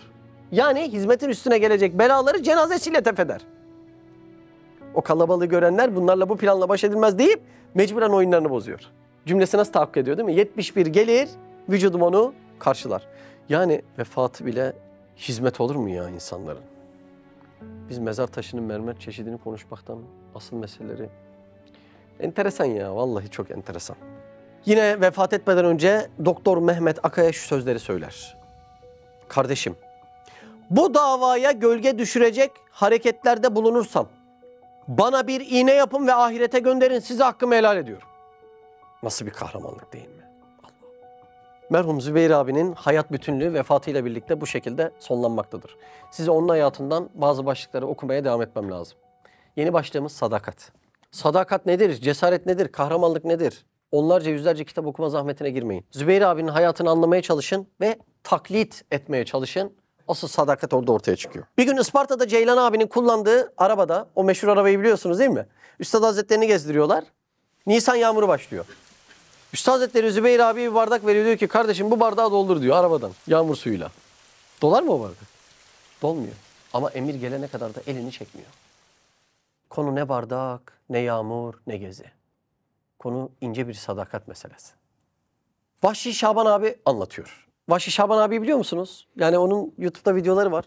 Biraz bakmanızı öneririm. Anlatımı da çok çekici bir anlatımı var Şaban abinin. Diyor Zübeyir abiyle Üstad Hazretleri meclisteler diyor. Kulunç değneği var. Hani sırtının kuluncundan dolayı. O kulunç değneğiyle Zübeyir'e vuruyor diyor. Şaban abi anlatıyor. Demiş ki Üstad Hazretleri, haşa yani biz onun ağzından naklediyoruz. Bu Zübeyir taştır. Bu Zübeyir camittir. Hiç konuşmaz. 30 lirayı bıraktı, 30 kuruşa yanımda çalıştı diyor. Şaban abi bir hafta sonra yine geliyor. Bu sefer de diyor ki ben Zübeyir'imi kainata değişmem. Şaban abi anlatırken diyor ki Allah Allah, bir hafta önceki Zübeyir'e ne oldu, şimdi kainata değişmem diyor. Diyor ki meğer üstad diyor bana ders veriyormuş diyor. Sen de bu hizmette böyle kaya gibi olman lazım dersini veriyormuş diyor. Ne ince değil mi ya? Allah Allah. Başka bir zamanda da şöyle diyor. Bu Zübeyir taştır. Bu Zübeyir camittir. Cansız yani. Ehli delalet sizi aldatabilir ama Zübeyir'i aldatamaz. Çok ince değil mi? Mehmet Kutlular anlatır. Üstadın bir ihtiyacı olur da duymam diye Zübeyir abi onun kapısının eşiğinde uyuyordu. Doğru mu? Hatıraya dikkat eder misiniz? Üstad Hazretleri bir anda hiddetle çıkıyor. Kim var karşısında? Zübeyir abi. Kesem kayboldu, içinde param vardı, sen mi aldın? Zübeyir abi şok olmuş. Ben almadım üstadım diyor. Zübeyir abi hiddetle tekrar odaya giriyor. Neye uğradığını şaşırıyor. Zaman geçiyor, mütebessim bir şeyle Üstad Hazretleri çıkıyor, alnından öpüyor, ona iltifat ediyor. Ne yapıyor üstad? Küsüp gidecek mi diye sadakatini ölçüyor. Çok enteresan değil mi? Çok ilginç değil mi? Binler sayfa sadakat anlatmak mı, şöyle bir ders vermek mi? Bunu çok çok nadirattan insanlara yapıyor. En üst seviyesine Zübeyir abi yapıyor yani. Üstad Hazretleri herkese böyle davranmıyor yani. Konumuna göre. Mehmet Fırıncı abi anlatıyor. Zübeyir Islahiye Postanesi'nde çalışırken müdürü ona birkaç tane böyle insanlıkla ilgili yaşanan vahşet olaylarını anlatıyor. Ama insanlara böyle kıyıldı, böyle yapıldı diye o vahşi sahneleri anlatıyor. Zübeyir abi de Emirdağ'da üstadı faytonla gezdirirken bu insanlığa yapılan zulüm meselelerini ona anlatıyor sürekli. Üstad Hazretleri'nin duyup çok üzüldüğü hadiseler bunlar. Üstadım diyor böyle olmuş, insanlara böyle yapmışlar deyince doğru söyle. Kuvve-i maneviyemi kırmak için birileri seni casus olarak bana mı gönderdi Zübeyir diyor. Hayır üstadım, tövbe estağfurullah diyor. Peki sen bunları bana niçin anlattın diyor. Kuvve-i maneviyemi kırmak için mi diyor. Bak derse bak derse. Nasıl değil mi tabirler? Aradan vakit geçiyor tabii, Zübeyir abi yıkılmış. Diyor ki sen bilmeden yapmışsın, affedildin Zübeyir diyor. Zübeyir abinin omzundan dağlar kalkıyor. Bu bir yakınlık meselesi yani. Herkesin anlayabileceği işler değildi bunlar. Kurbu sultan, ateşi suzandır. Sultana yakınlık, yanmaktır, yanmak. Tam o değil mi mesele? Şu mesele çok önemli. Hatıralarda üstüne basıla basıla geçen bir mesele. Üstad Hazretleri'nin ifadelerin müşevveş oldu, filanca talebem tadil etsin gibi ifadeleri bir seyidinin talebelerini, sadakatini ölçmek için kullandığı ifadelerdir. Yani şimdi haşa kimin haddide öyle yazılan akıl almaz meseleyi düzeltecek, öyle mi? Öyle. Ne ince bir olay değil mi? Bir seyidin talebelerinin sadakatini ölçmek için kullandığı ifadeler. Bir eksiklik görürseniz şöyle şöyle siz düzeltin diye. Bir gün Zübeyir abinin parmağında dolama çıkar, akşam dersine katılmaz. Üstad onu fark etmez olur mu hiç? Hemen sorar, Zübeyir nerede, Zübeyir nerede? Rahatsız olduğu için dinlendiğini söyler. Üstad Hazretleri hiddetleniyor. Çabuk çabuk bana Zübeyir'i çağırın diyor. Zübeyir abi boynu bükük geliyor, diyor ki ben Zübeyir'i zannederdim ki değil, parmağı başı kopsa yine Risale-i Nur, Risale-i Nur diye koşacak. Neredesin sen diyor. Şimdikilerin arabasının tekeri patlasa derse gelmiyor. Anlaması ne kadar güç değil mi? Ama kaybettiği bir şeyler de var mıdır acaba? Sormak lazım. Şöyle vücut var. Gömleğimizde yırtık yok. Yolda istediğimiz kahveyi alıyoruz, poğaçayı alıyoruz, su. Şişe su ne demek ya? Şişe su alıyoruz yani. Büyük şeyler değil mi bunlar? Telefon var. Arabada klima var. Terlediğinde soğuk yapıyorsun. Koltuk var. Çorabın yırtık değil, ayakkabın delik değil. Ya bu kadar şeyle hizmet edilmez mi ya? Bu kadar şeyle Allah'a gidilmez mi ya? Şu telefon, hele şu telefon ne ya? Ben en eski telefonlarda bile kulaklık takıp çocukken bile not alırdım. Bir E71 vardı, hatırlarsınız, böyle klavyeliydi. Kaç kez otobüslerde, metrolarda, İzmir'de falan beni durdurup sordular. Ya kardeş saatlerce ne yazıyorsun sen böyle diye. Orada bir şey bulacağım, dinleyeceğim de yazacağım, not alacağım yani. Benim kaç tane defterim var biliyorsunuz, ellerle yazdığım yani. Malumunuz biz yakın dostuz, kütüphanemi biliyorsunuz. Ya şimdi oralarda bunları bulup kullanan bir adam şimdi bu telefonu görünce nur nimet ya, nur nimet ya. Benim çoğu zaman hani bildirim veriyor ya, telefon ekran sürem ortalama günlük 10 küsur saat olarak gösteriyor. Yani böyle bir anım yürürken falan israf olsun kendi çapımda istemiyorum yani. Ya bir şey dinliyorum ya bir şey okuyorum. Anladın mı demek istediğim yani? Niye boş boş geçsin ki o şeyler yani, Allah Allah. Şimdikilerin tekeri patlasa bahane buluyor ya. Hiç olacak iş mi Allah aşkına ya? Sevap böyle kaçar mı? Mehmet Fırıncı abi anlatıyor. Sadakat ve kahramanlıkla ilgili Zübeyir abi çok örnekleri kendisine almış ve anlatıyor. Mesela Üstad Hazretlerinden duyduğu bir örneği anlatıyor. Diyor ki Şark'ta bir tane Şakir ağa vardı diyor. Hizmetlisine, hizmetlisi dediği böyle bizim anladığımız gibi hizmetçisi değil. Yani yakınları hizmetlisine 10 para veriyor. Şöyle 2 parmağında tutturuyor. Uzaktan böyle mavzerle vuruyor 10 parayı. Sonra da diyormuş ki bak kılı bile kıpırdamadı hizmetlisinin. Yani buradan Zübeyir abi sadakat örneğini başkalarına anlatıyor. İşte sadakat dediğim böyle olacak diyor. Bir gün Üstad Hazretleri Çam Dağı'na çıkıyorlar. Kafasında da Zübeyir abinin beyaz takke var. Keçeli diyor, sen dikkatleri kendine mi çekmek istiyorsun diyor Üstad Hazretleri. Beyaz takke takmakta bir problem yok ha. Yani nazarı çekme diyor. Hani Zübeyir abi dikkat çeken biri ya. O yüzden öyle söylüyor. Barla'ya döndüğünde de yatağın üstünde bir tane siyah takke buluyor Zübeyir abi. O günden sonra hep siyah takkeyle namazlarını eda ediyor. Allah Allah. Mehmet Kutlar abi anlatıyor. Emirdağ'da Üstad Hazretleri'nin kaldığı evin karşısında bir inşaat başlıyor. Sungur abiye soruyor. Sungur diyor, kimin inşaatı bu, nedir diyor yani. Bir bilgin var mı diyor. Ben bilmem üstadım diyor Sungur abi. Malumunuz Sungur abi dünya değil mi, hiç tevessül etmemiş bir insan. Üstad Hazretleri diyor ki nur talebelerinin bu zamanda biraz dünyayı bilmesi lazım diyor. Sonra Zübeyir abiye soruyor. Zübeyir diyor bu inşaat neymiş diyor. Zübeyir abi en ince teferruatına kadar anlatıyor. Kimdir, nedir, inşaat ne zamandır var. Ben de seni ahiret için, hizmet için benim yanında bulunuyorsun biliyordum ey Zübeyir diyor. Nasıl tadil ediyor değil mi? Talebelerine nasihatı, dersi. Üstad Hazretleri'nin. O kulunç değneğiyle dayak yemek için sıra bekleyecek o kadar çok güzel yürekli insan tanıyorum ki. Bayram abi anlatıyor. Üstad bize gazete okutmazdı. Zübeyir abiye de bütün gazeteleri aldırtıp okuttururdu. Siz tesir altında kalırsınız. Bu taş kafalı Zübeyir haşa tesir altında kalmaz diye yani hatıralarda geçen ifade. Hani Üstad Hazretleri onu öyle latife ediyor. Profesör Doktor Zekeriya Kitapçı anlatıyor. Zübeyir abi diyor pahalılıkla ilgili bir haber olduğunda Üstad Hazretleri'ni okumak istemedi diyor. Ceylan abiyle böyle bir münasebeti var. Ceylan abi diyor okusana diyor. Zübeyir abi diyor ki Ceylan abi ya ben bu haberi ona okuyamam diyor. Ben nasıl ekmek 25 kuruştan 30 kuruşa çıktı haberini okurum. Zaten bize günde 15 kuruşu zor veriyor. Bu haberi okusam onu zor durumda bırakırım. Ben bunu okuyamam Ceylan diye Ceylan abiye söylüyor. Nasıl ince bir düşünce değil mi? Allah Allah. Aynı Zübeyir abi de ileride gazete çıkarma olaylarında da öncülük edecektir. O noktaları da biliyorsunuz. Evet. Yeni başlık geçim. Zübeyir abinin geçimi şöyle idi. Memurluktan kalma bir miktar parayı bir ortayla işlettiriyordu. Bir de Hurşit dedesinden kalan mirasını da kardeşine işlettiriyordu. Yani iki kanaldan geçimini sağlıyordu ama yani yaşadığı hayatı görüyorsun. Dünyaya tamamen sırt dönmüş gibi. Bunları da şu yüzden söylüyor. Hani hayatına izzetle devam ettiğini anlatmak için bazen böyle beray malumat anlatıyor. İstinası. Fevzi Halıcı Konya'nın zenginlerinden. Zübeyir abiyi de çok takdir ediyor. Bir gün tabii Zübeyir abinin durumunu bildiğinden Zübeyir abinin yastığının altına para bırakıyor. Zübeyir abi bir bakıyor ki biri para bırakmış, öğreniyor. Gidiyor parayı geri iade ediyor. Diyor ki kardeşim diyor bak. Ben bu işi para için yapsaydım memurluğa devam ederdim diyor. Al paranı diyor. İstemiyorum diyor. Allah Allah. Üstad Hazretleri gibi de hiç hediye kabul etmiyor. Kardeşinin düğününde kız tarafından gelen hediyeler dahil hiçbirisini de kabul etmiyor.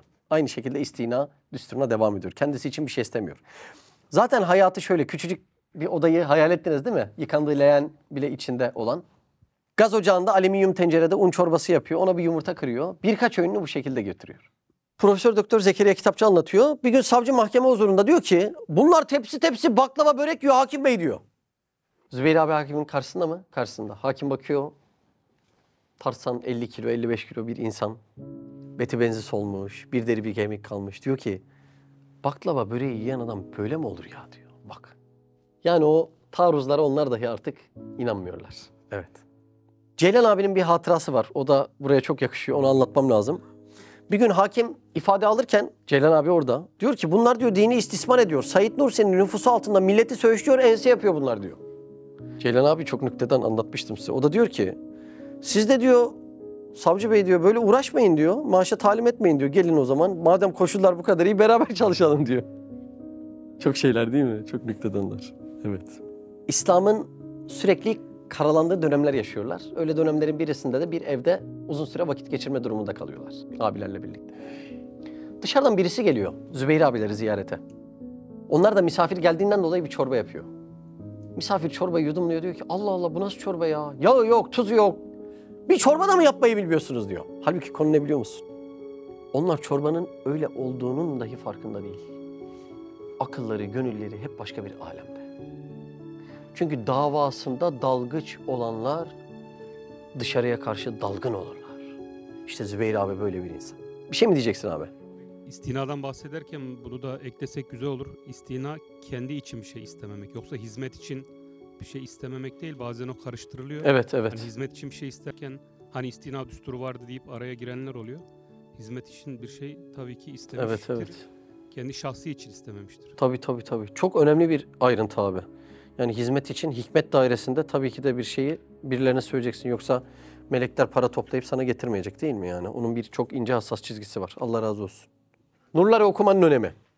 Zübeyir abi sürekli okumayı önerir ve şöyle bir cümle söyler. Kardeşim kalbinizden geçmesin. Ben burada dört duvar arasında okuyorum. Bundan ne olacak?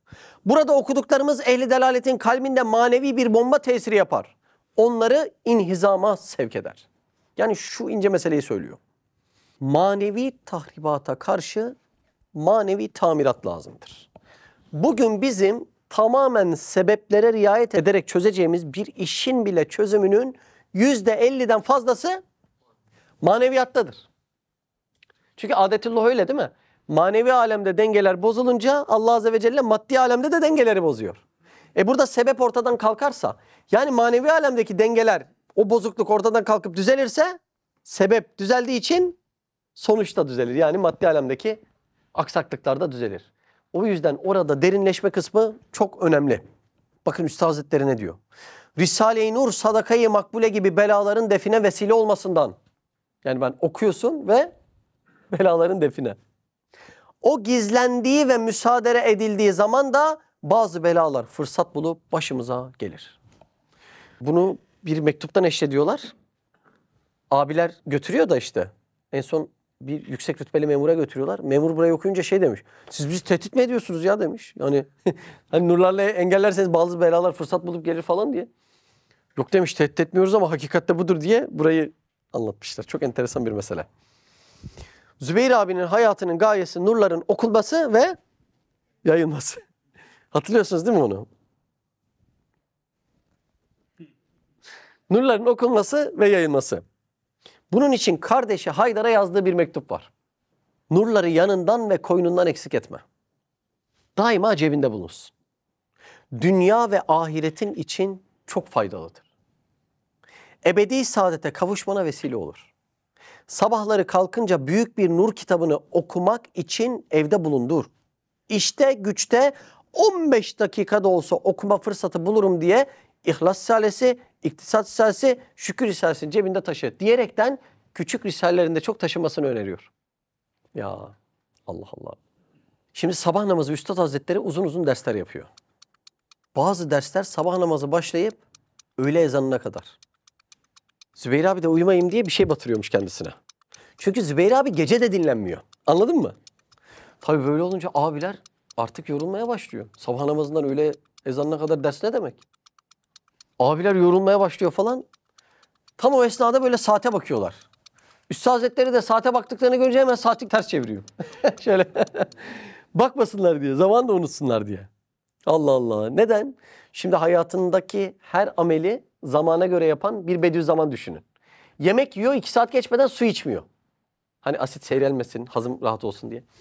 Şimdi hayatının her anı bu kadar ince ince müdakkik olan bir insan saati niye çevirir? Demek ki vakitten daha kıymetli bir şey var. Ne? İman dersi. İman meselesi konuşulduğu anda vaktin önemi kalmadığından dolayı bugünkü dersimiz 4-5 saat daha devam edecektir. Hazırsınız değil mi buna? Vaktin kıymetlenmesinin sebebi de iman. Yoksa vakitte dinlek. Evet. Zübeyir abi Risale-i Nur'ların 3 temel esas üzerine bina edildiğini anlatır. 1. Buyurun.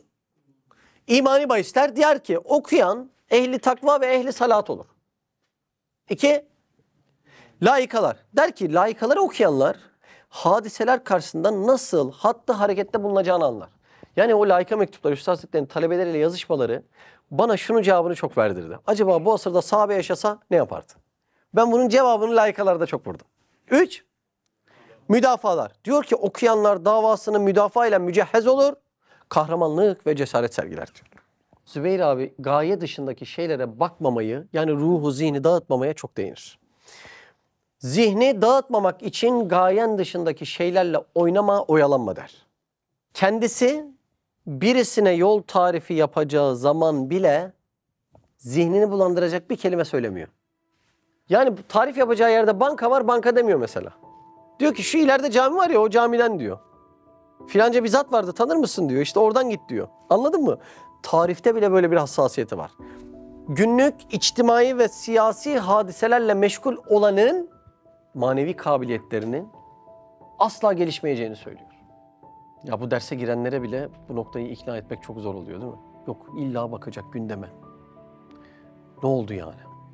Sonra bakıyorsun böyle tohum gibi kalmış hala. Hala aynı yerde. Anlamıyor, inat ediyor hala. Öyle olduğunda bir dönem yanındakilere müsbet bir gazetenin bile okunmasını istemiyor. Yanındakilere o şekilde nasihatta bulunuyor. Bunları Zübeyir abi günlük dedikodu gibi, havanda su dövmek gibi görüyor. Böyle dönemlerde adam yetişmeyeceğini yani bir Necip Fazıl'ın, bir Cemil Meriç'in böyle dönemlerde yetişmeyeceğini söylüyor. Hani demiştim ya kendine nefsin yazılar yazıyor. Ey nefsim ve ey server diye. O yazıların birini okuyayım. Ey malumat furuş nefsim.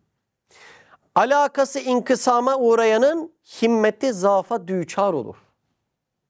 Başka şeylerle fazla tevakkul eden veya yeni olup başka şeyleri okuyanlar günlük aldatıcı içtimai meseleler hakkında konuşsa sen sus nefsine diyor.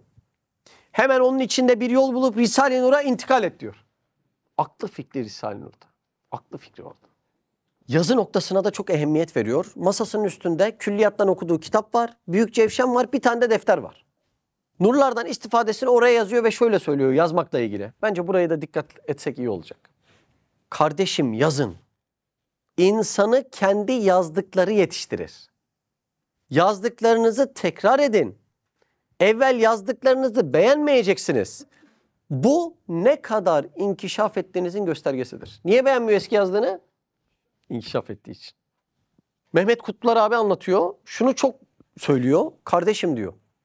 Sadırdan değil, yani çıkan anlam değil. Satırdan konuşun benimle diyor. Hep kitaba yönlendiriyor. Fırıncı abi de şunu söylüyor. Şahsi kanaatim kelimesine çok kızardı diyor. İnsanlara dedince kanaat vardır. Sen bunları bırak, üstadı anlaman lazım dermiş. Şahsi kanaatim diyenlere. Yani sadırdan değil, satırdan konuşulmasını istiyor. Allah Allah. Okuma noktasında böyle temiz ferah havalarda okuma noktasını çok yönlendiriyor. Biz de yapıyoruz değil mi? Öyle yaylaya, bağ bahçeye çıkıp okuyoruz. Onunla ilgili çok enteresan bir hatıra var.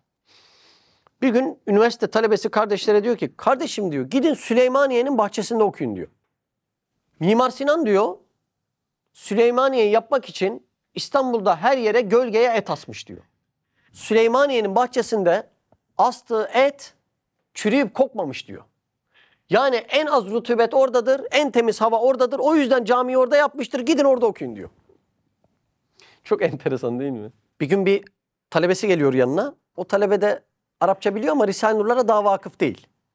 Öyle olunca da tabii Cevşen sevimli gelir insana Arapça olduğu için, değil mi? Ne yapıyorsun diyor kardeşim diyor onun yanına giderek. Cevşen okuyorum Zübeyir abi diyor.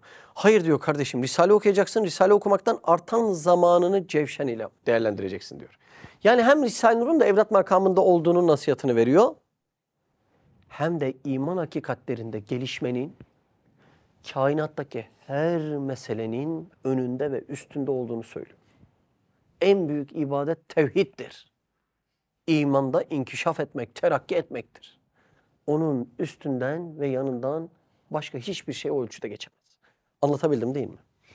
Okuma ile ilgili 2 cümlesini söyleyeceğim. Bu bahsi de kapatacağım.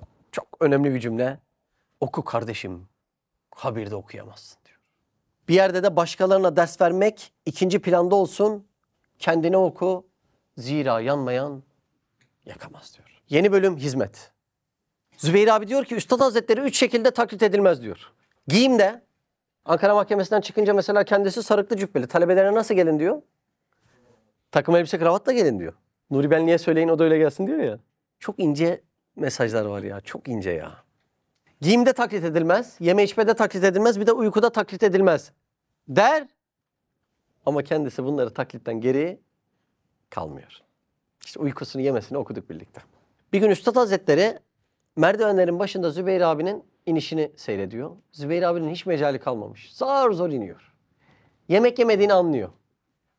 Ve diyor ki Zübeyir, kumandan yemez ama asker yer ki çalışsın diyor. Çok muazzam değil mi şu tespitler, değil mi? Allah. Üstad Hazretleri ona şöyle demiş Zübeyir abiye. Kardeşim fedakarlar dairesi genişleyecek. Gerçi nurcular çoktur ama iş gören 50-60 fedakardır. Hep böyle olmuş ya. Yani hizmette hep 3 tip adam olmuş. Bir ihlas ile işi yürütenler, bir hizmette görünenler, bir de Allah muhafaza buyursun hizmetten geçinenler. Değil mi? Böyle olmuş yani. İnsan her yerde insan değil mi yani? Dışarıda ne oluyorsa onların belli yansımaları, bir bakkalda, bir okulda, bir bilmem nerede ne oluyorsa insan her yerde aynı insan yani. Belli başlı şeyler olacaktır elbet. Kıyafet meselesi var. Bunu anlatmam lazım. Çok önemli. Hamdi Sağlamer anlatıyor. Zübeyir abi diyor Bekir Berk abinin ofisine geldi diyor. Ofisine gelip diyor ki temiz ütülü ceketi olan var mı? Birinci abi çıkarmış demiş. Evet Zübeyir abi bende var demiş. Ver kardeşim demiş. Ehli delaletten biriyle randevum var. Kur'an'ın müdafasını yapmaya gidiyorum. Kendini kılık kıyafetimle meşgul etmemek için alışık olduğu gibi giyinmek istedim diyor. Ve bunu derken emanet ceket, gözünde gözlük, saçlarını da şöyle tarayıp ortadan 2'ye ayırıyor. Çok ince değil mi? Allah Allah. Başka bir yerde diyor ki, bugün itibar kıyafet ve şekle göre oluyor. Davamız büyük. İnsanların karşısına paspal değil düzgün kıyafetle çıkmalıyız. Cenab-ı Hak bizi mükemmel yaratmış. Biz de kendimizi meşru dairede israf etmeden güzelleştirmeliyiz. Rabbimizin önünde resmi geçit yapıyoruz. Ona göre hareket edelim. Kıyafetimiz temiz, düzgün ve düzenli olmalı. Aynı ölçüde talebelerle de çok ilgileniyor medresede kalan. Özellikle onların balık istifi gibi uyumasını hiç istemiyor. Yani onların konforuna, rahatına çok düşkün. Mesela uzun boylu bir misafir geliyor. Özellikle Tahir Mutlu abi. Kardeşim diyor Tahir abinin diyor boyu uzundur diyor. Ona göre yatak verin. Yani o kadar ince ince düşünüyor ki her noktaları. Giyim kuşamda derbeder olmalarını istemiyor. Kıyafetler ütülü, saçlar taralı, ayakkabılar boyalı istiyor Zübeyir abi. Böyle temiz olmak da icap etmez mi yani? Değil mi? Allah Allah. Bir temsil boyutu varsa bu işin. Talebelerin kıyafetiyle ilgilendiği gibi eğitimleriyle de çok ilgileniyor. Mesela bir fedailik meselesi var. Doktor Mehmet Akay ile birlikte yaşıyor bunu. Bu Mehmet Akay abi malumunuz doktor. Doktorluk okurken Zübeyir abiye gidiyor. Zübeyir abi diyor ben feda edeceğim diyor. Elimde avucumda ne varsa feda edeceğim. Yani mesleği, üniversiteyi de feda edeceğim diyor. Zübeyir abi diyor ki kardeşim diyor senin neyin var ki neyi feda edeceksin diyor. Cümleye dikkat edin. Okulu bitirirsin. Doktor olursun. Diplomayı eline alırsın. Sonra istersen feda edersin diyor. Bazı kardeşlerim ben okumayacağım, kendimi hizmete adayacağım demesi kolaycılık ve nefse uymak. Bu bir feda değil. Daha elinde olmayan bir şey feda edilmez. Sınıfının birincisi olursun. En güzel şekilde böyle eline alırsın. Ondan sonra da istersen elinden ayakların altına alırsın. Her gören hayret eder. Allah Allah insanların ömrünü verdiği şeyleri eline almış. Bir de elinden ayaklarının altına almış. Demek ki başta daha büyük bir dava vardır.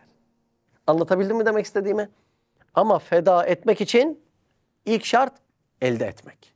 Lütfen elde edilmeyen bir şeyi ben de feda ediyorum diye nefsin tembellik kulağı ile bizi kandırmasına uymayalım. Mehmet Kutlar abi anlatır. Hizmete fazla para yardımı edenleri aşırı sahiplenme ve öne çıkarmak onda yoktu der. Zübeyir abinin bir özelliği. Hatta kimilerinden yardımları da reddediyor. Kardeşim diyor para veren akılla vermek ister diyor. Biz de ta zamanında böyle çok güzel bir kiralık büyük bir yer teklif etmişlerdi. Biz de o zaman benzer şeyi sezdik yani. Hem para hem de arkasından akıl gelecek, fikir gelecek. Biz de öyle bir reddetmiştik. Yok ihtiyacımız yok. Tantunici'nin üstünde 300 metrekarede kalırız dedik. Bizzat Allah Azze ve Celle nasıl da büyüttü değil mi? Şöyle bir cümle ediyor. Onlarla bir yere gittiğin zaman çay içsen parasını sen ver. Yemek yesen parasını sen ver. Zenginler para verdikleri zaman akıl da vermek isterler. Sakın buna kapı açma. Akıl üstada aittir. Yolu ışıklandırıp aydınlatacak meseleler değil mi? Evet. Korkaklığa varan tedbir. Hakimlik stajı yapan Mustafa Türkmenoğlu anlatır. Ankara'da matbaa ile ilgilendiği dönemler. Polise karşı tedbir alırlar. Kaldıkları dershanede 2 zil birden koyarlar. İkisine basınca çalıyor. Şimdi tanıdık biri gelirse ikisine birden basar mı? Basar ve o şekilde zil çalar. Ama yabancı biri gelirse birine basar, çalmayınca da mecbur kapıya vurur. Kapıya vurulunca anlarlar ki ha demek yabancı biri geldi. Anladınız değil mi sistemi? Polis bu sisteme uyanır.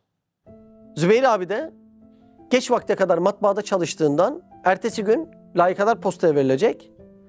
Layıkalar postaya konulmak için böyle raflara dizilmiş medresede, dershanede. Bir de üstlerine adresleri yazılmış. Nereye gideceği. İşte sakatlık orada yani.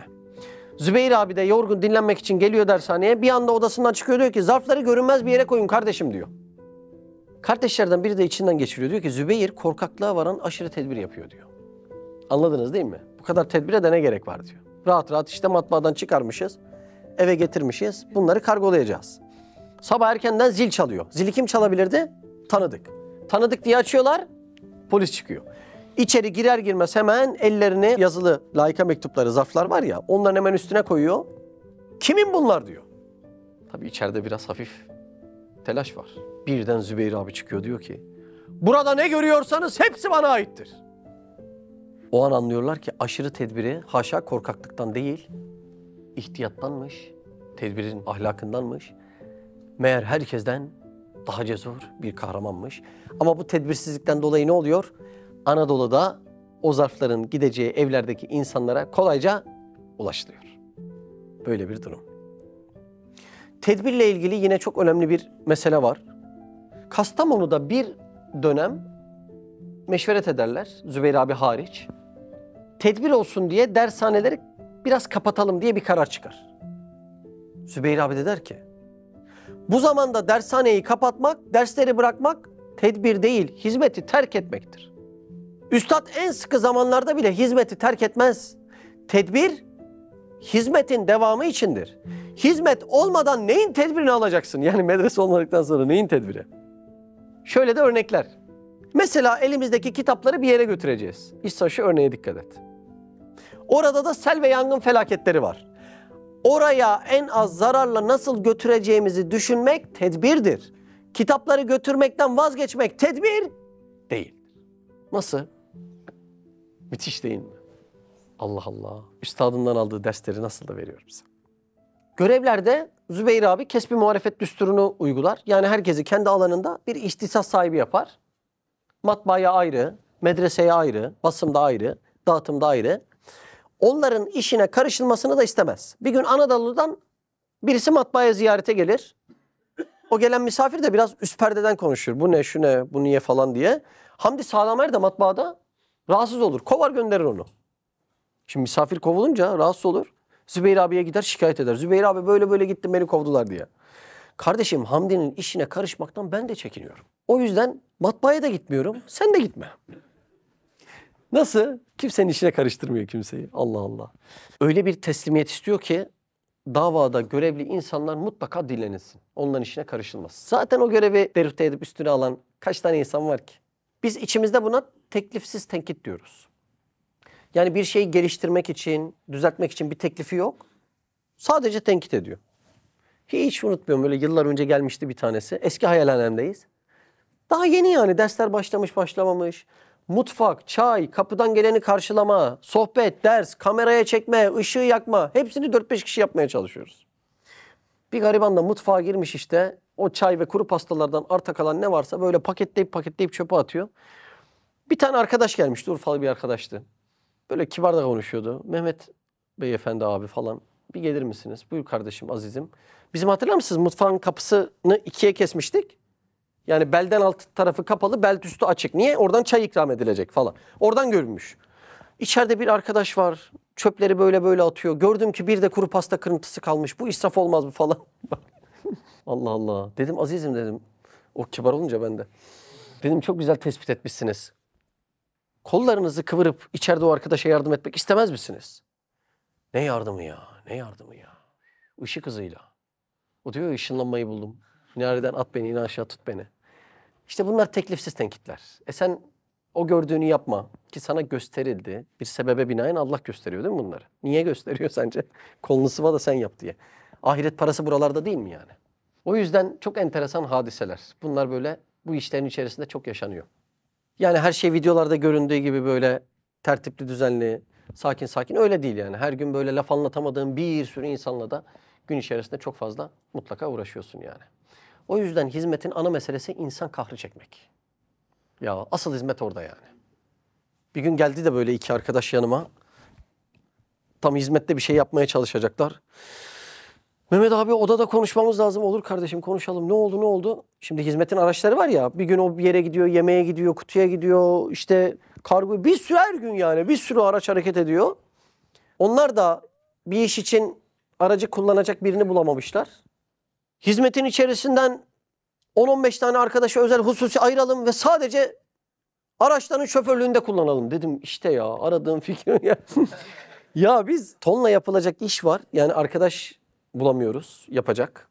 O yüzden zaten gece uyumamış, gündüz kalkamamış. Burada bir sürü başka işleri olan arkadaşlara da rica ediyoruz. Kardeşim şu arabayı kullan da şuraya şu işleri götür diye ki durmuyor. Arabalar durmuyor. Yani 15 adam var. Biz göremedik. Siz gördünüz. Vallahi bravo ya. İşte teyakkuzda olmak lazım. Böyle intibah ehli böyle bir şey ya. Uyanık. Ya çok enteresan yani. Anlatabiliyor muyum demek istediğimi? Garip böyle yani. Sen yapsana birader. Sen neye yarayacaksın? Dünyada sultan gibi yaşayıp Allah'ın verdiği paradan arada böyle kırıntı verip sonra da böyle her şeyi yönettiğini mi düşüneceksin yani? Para fedakarlığın arka kısmı.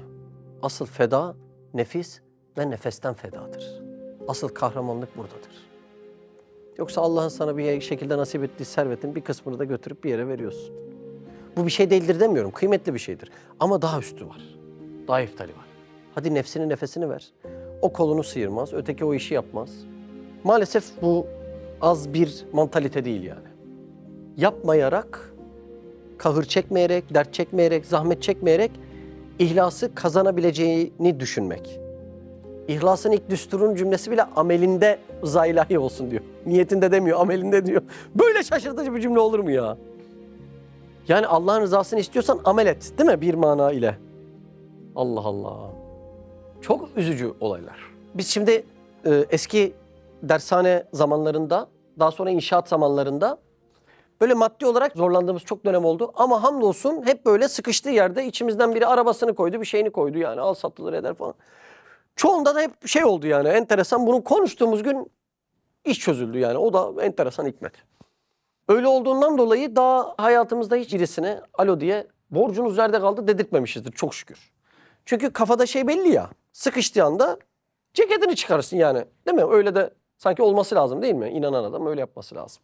Neyse bir gün bizim elektrik malzemeleri aldığımız bir arkadaş var.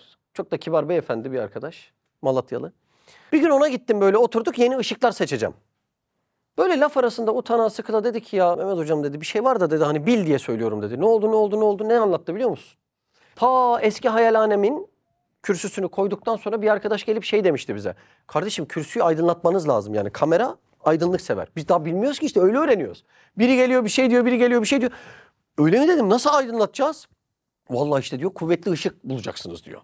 Biz de sorduk salyangoz diye bir şey bulduk. İçi floresanlı. Tam böyle uygun kıvamda pişiriyor burada konuşanı. Floresan. Burada 6-8 tane floresan. Yani burada çok güzel koy yumurtayı pişer. Neyse onu öğrendik o zaman. Bilmiyoruz ki şimdi soğuk ışık, soft ışık falan. Şimdi öğrendik bunları. Neyse ondan yaptırdık. Bir tane kalburüstü de arkadaş vardı. Biz ölmeye geldik, davaya geldik falan. Biliyorsunuz o şiirleri, türküleri. O üstlendi vazifeyi.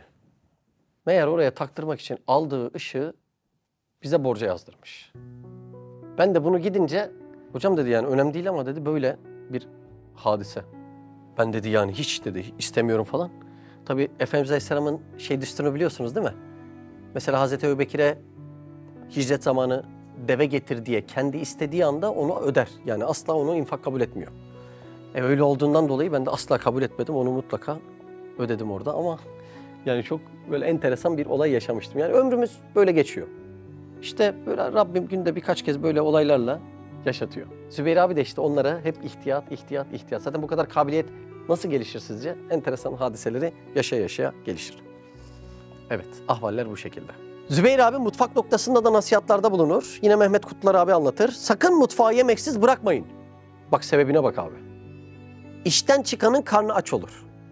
Dershanede karnını doyuracağını bilirse eve gitmeden gelir. Eve giderse derse gelemez. Hanım, çocuk ve bazı işler gelmesin engeller. Tantuni yani olayın sırrı ifşa oldu işte yani. Niye tantuni? Öyle mi? Şimdi adam zahmet çekmiyor diyor yani. Tamam diyor tantuni varsa diyor. Bırak evi Almanya'dan geliyor adam yani değil mi? İşin demek bir hikmeti esprisi de var değil mi? Dillendirilmesinin, bir yemek muhabbetinin. Nefisleri bazı cihetlerde demek ki ufak ufak şey yapmak gerekiyor değil mi? İkna etmek. Çok önemli bir mesele şehameti imaniye diye geçen bir mesele. Mehmet Fırıncı abi anlatıyor. Bir gün bir gazetede Üstad Hazretlerine hakarette bulunuyorlar. Zübeyir abi de herkesi harekete geçiriyor. Gerekli temaslarda bulunuyor. Mehmet Fırıncı abiyi çağırıyor. Diyor ki şimdi gençleri derslerinin başına oturtalım, kitap okutalım. Bir önceki hal nasıldı? Kahraman. Şimdi ne diyor? Hemen diyor derslerinin başına oturtalım, kitap okutalım. O an heyecan vermek ne kadar gerekliyse şimdi de yatıştırmak ve asıl vazifelerinin başına döndürmek o kadar gerekli. Bak cümleye bak. Şehameti imaniye vücuda geldi. Üstadı savunmak için imanın kahramanlığı, cesareti çıktı mı ortaya? Çıktı. Ama böyle devam ederse anarşik bir ruh haleti gelişir. Onun önü alınmaz diyor. Ya şu inceliğe bakar mısın ya? Muazzam. Mustafa Ekmekçi anlatır. Bir gün Anadolu'dan bir misafir gelmiş. Zübeyir abiyle görüşmek istiyor. Zübeyir abinin odasından geçenler sandalyeye oturmuş, ayakkabısıyla oturan birini görüyorlar. Ayakkabı. Dershanenin içinde. Ayakkabıyla. Çok şaşırıyorlar.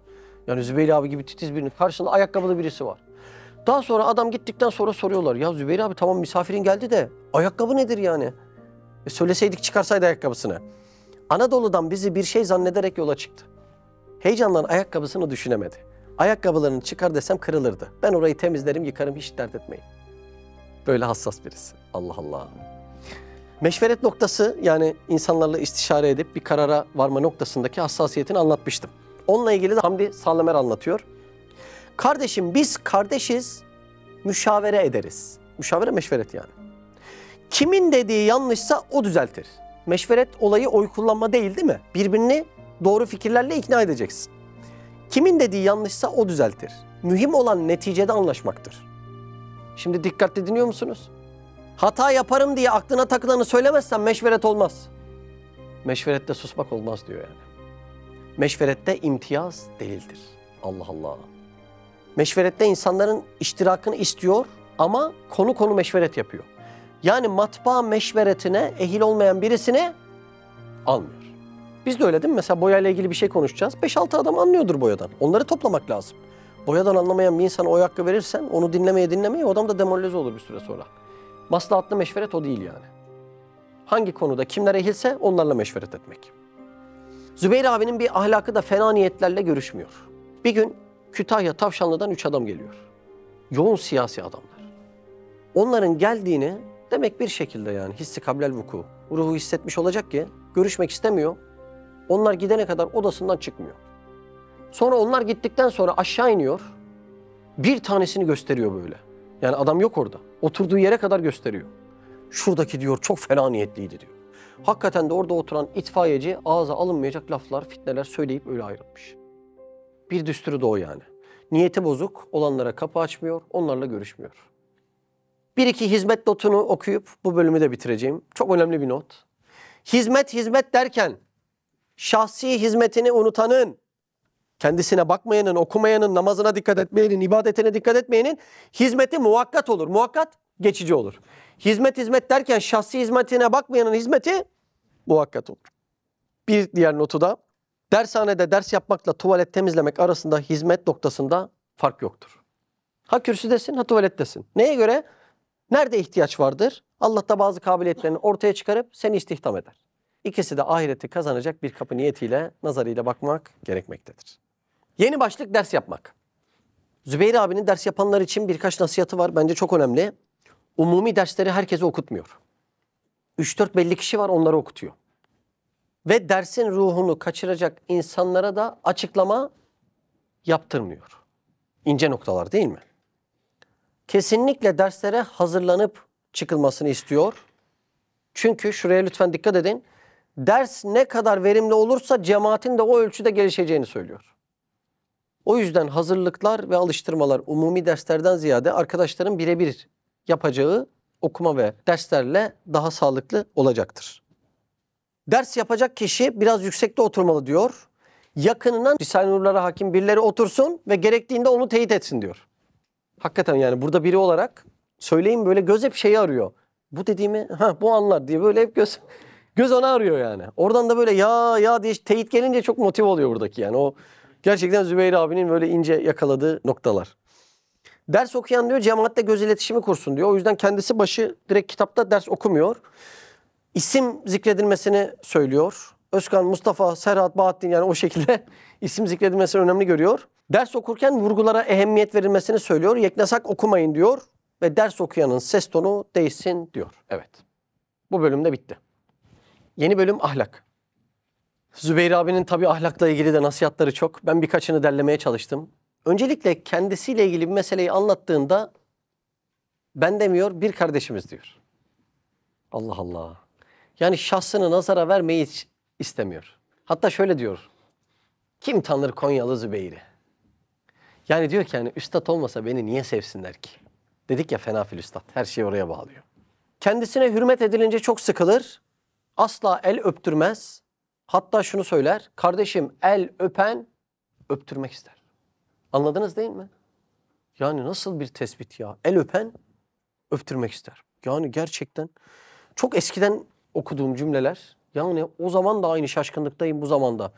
Böyle bir insan fıtratı nasıl tespit edilir, nasıl söylenir bilemiyorum.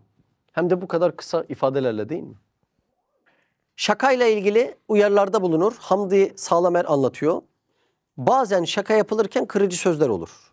Zübeyir abi de şöyle bulunur. Kezzaplı şaka. Bak. Kezzaplı şaka. Olaya bak. Şaka samimiyet gibi görünür fakat samimiyet kezzabıdır. Çünkü insanlar arkadaşlarına normalde söyleyemeyeceği şeyleri şaka yoluyla söyler. Bu birkaç kez tekrarlanınca şakayla söylenen sözler ciddi algılanır. Bu da kırılmaya sebep olur. Hani mesela estağfurullah senin aklın basmaz diyeceksin. Bunu adama şöyle senin aklın basmaz. O diyemiyorsun. Ya senin de aklın basmaz şey oluyor yani. İşte kezzap şaka dediği o öyle oluyor yani.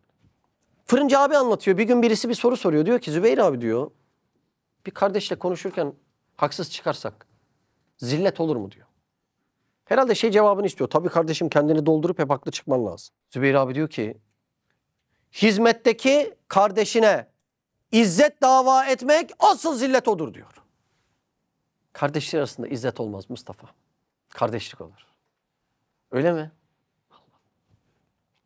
İş yapma noktasındaki en büyük kriteri hemenciyiz. Çok zikrediyor. Kardeşim biz hemenciyiz. Erteleme meselesinin emin olun %99'undan fazlası şeytanın bizzat kendi uğraştığı bir mesele. Çoğu zaman şahit oluyorum. Bir iş söylenince ben bunu sonra yapayım. Neden yani? Şimdi bir tuşla yapacağım bir iş. %99 şeytanın işidir. Erteleye erteleye size pratiklik kazandıracaktır. Hangi konuda?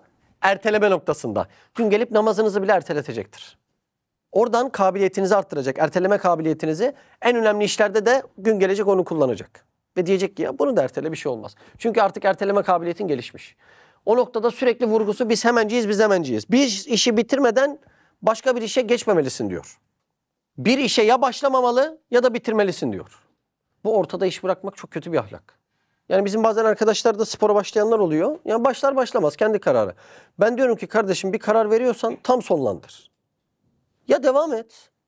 Düzensizlik içinde bir düzen. Haftada 1-2 ya da de ki spor bana göre değil de bitir. O da bir karardır. Ama böyle bir ona başla, bir şiire başla, bir müziğe başla, bir yemeğe başla. Adamı böyle çok laçka eder. Çok sağlıksız hareketler. Toplumda görmüyor musunuz? Bir dediği bir dediğini tutmuyor.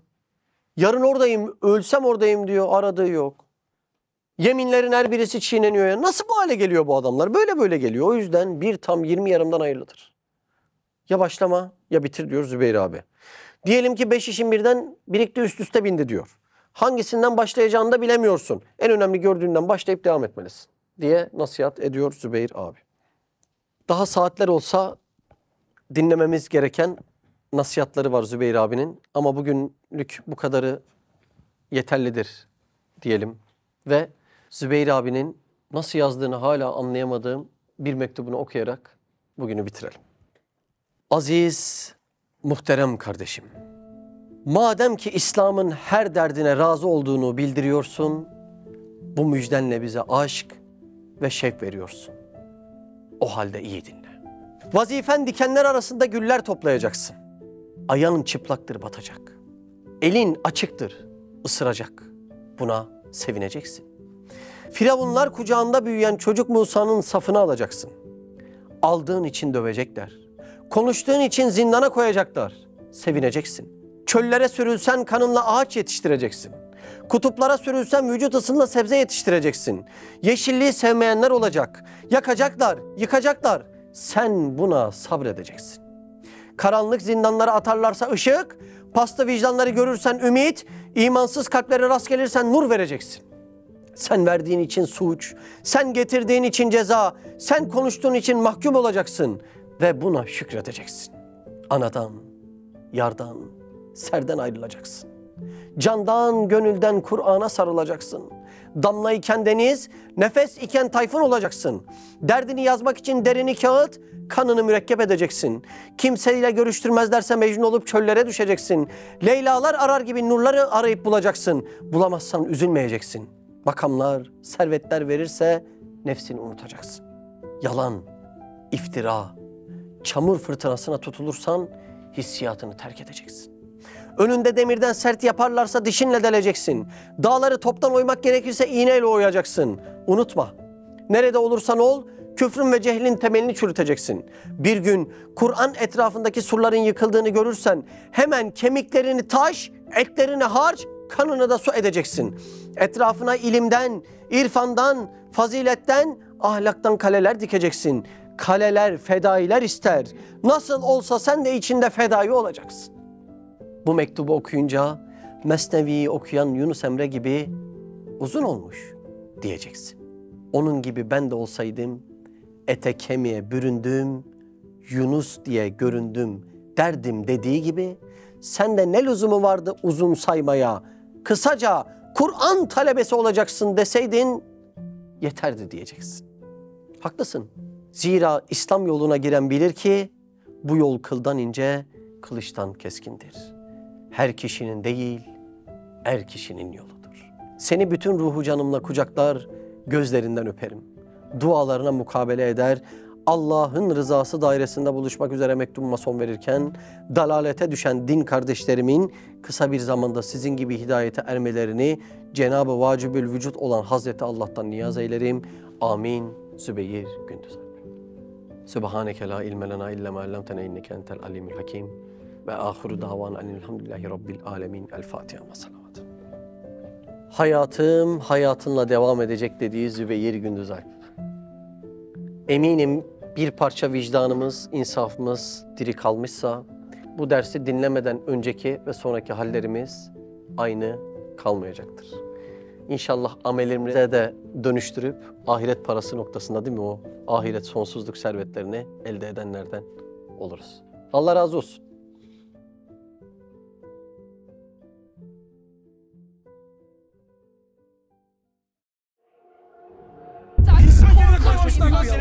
Kalabalığın içinde eğitilmiş, kakılmış İslam yiyen bir evlatsın lan sen!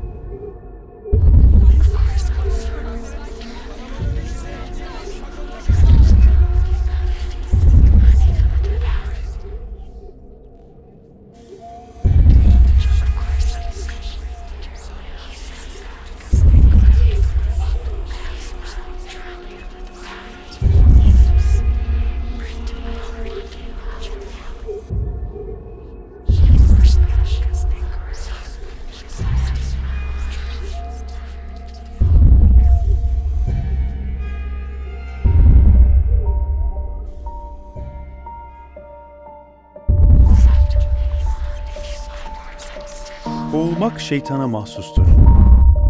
Sen hangi halde olursan ol, Allah'a sığın. Hisler, hayaller ve sesler sana hiçbir zarar veremez. O zaman pencerelerden seyret, içlerine girme. Kötü düşünce ve takıntılarından kurtul.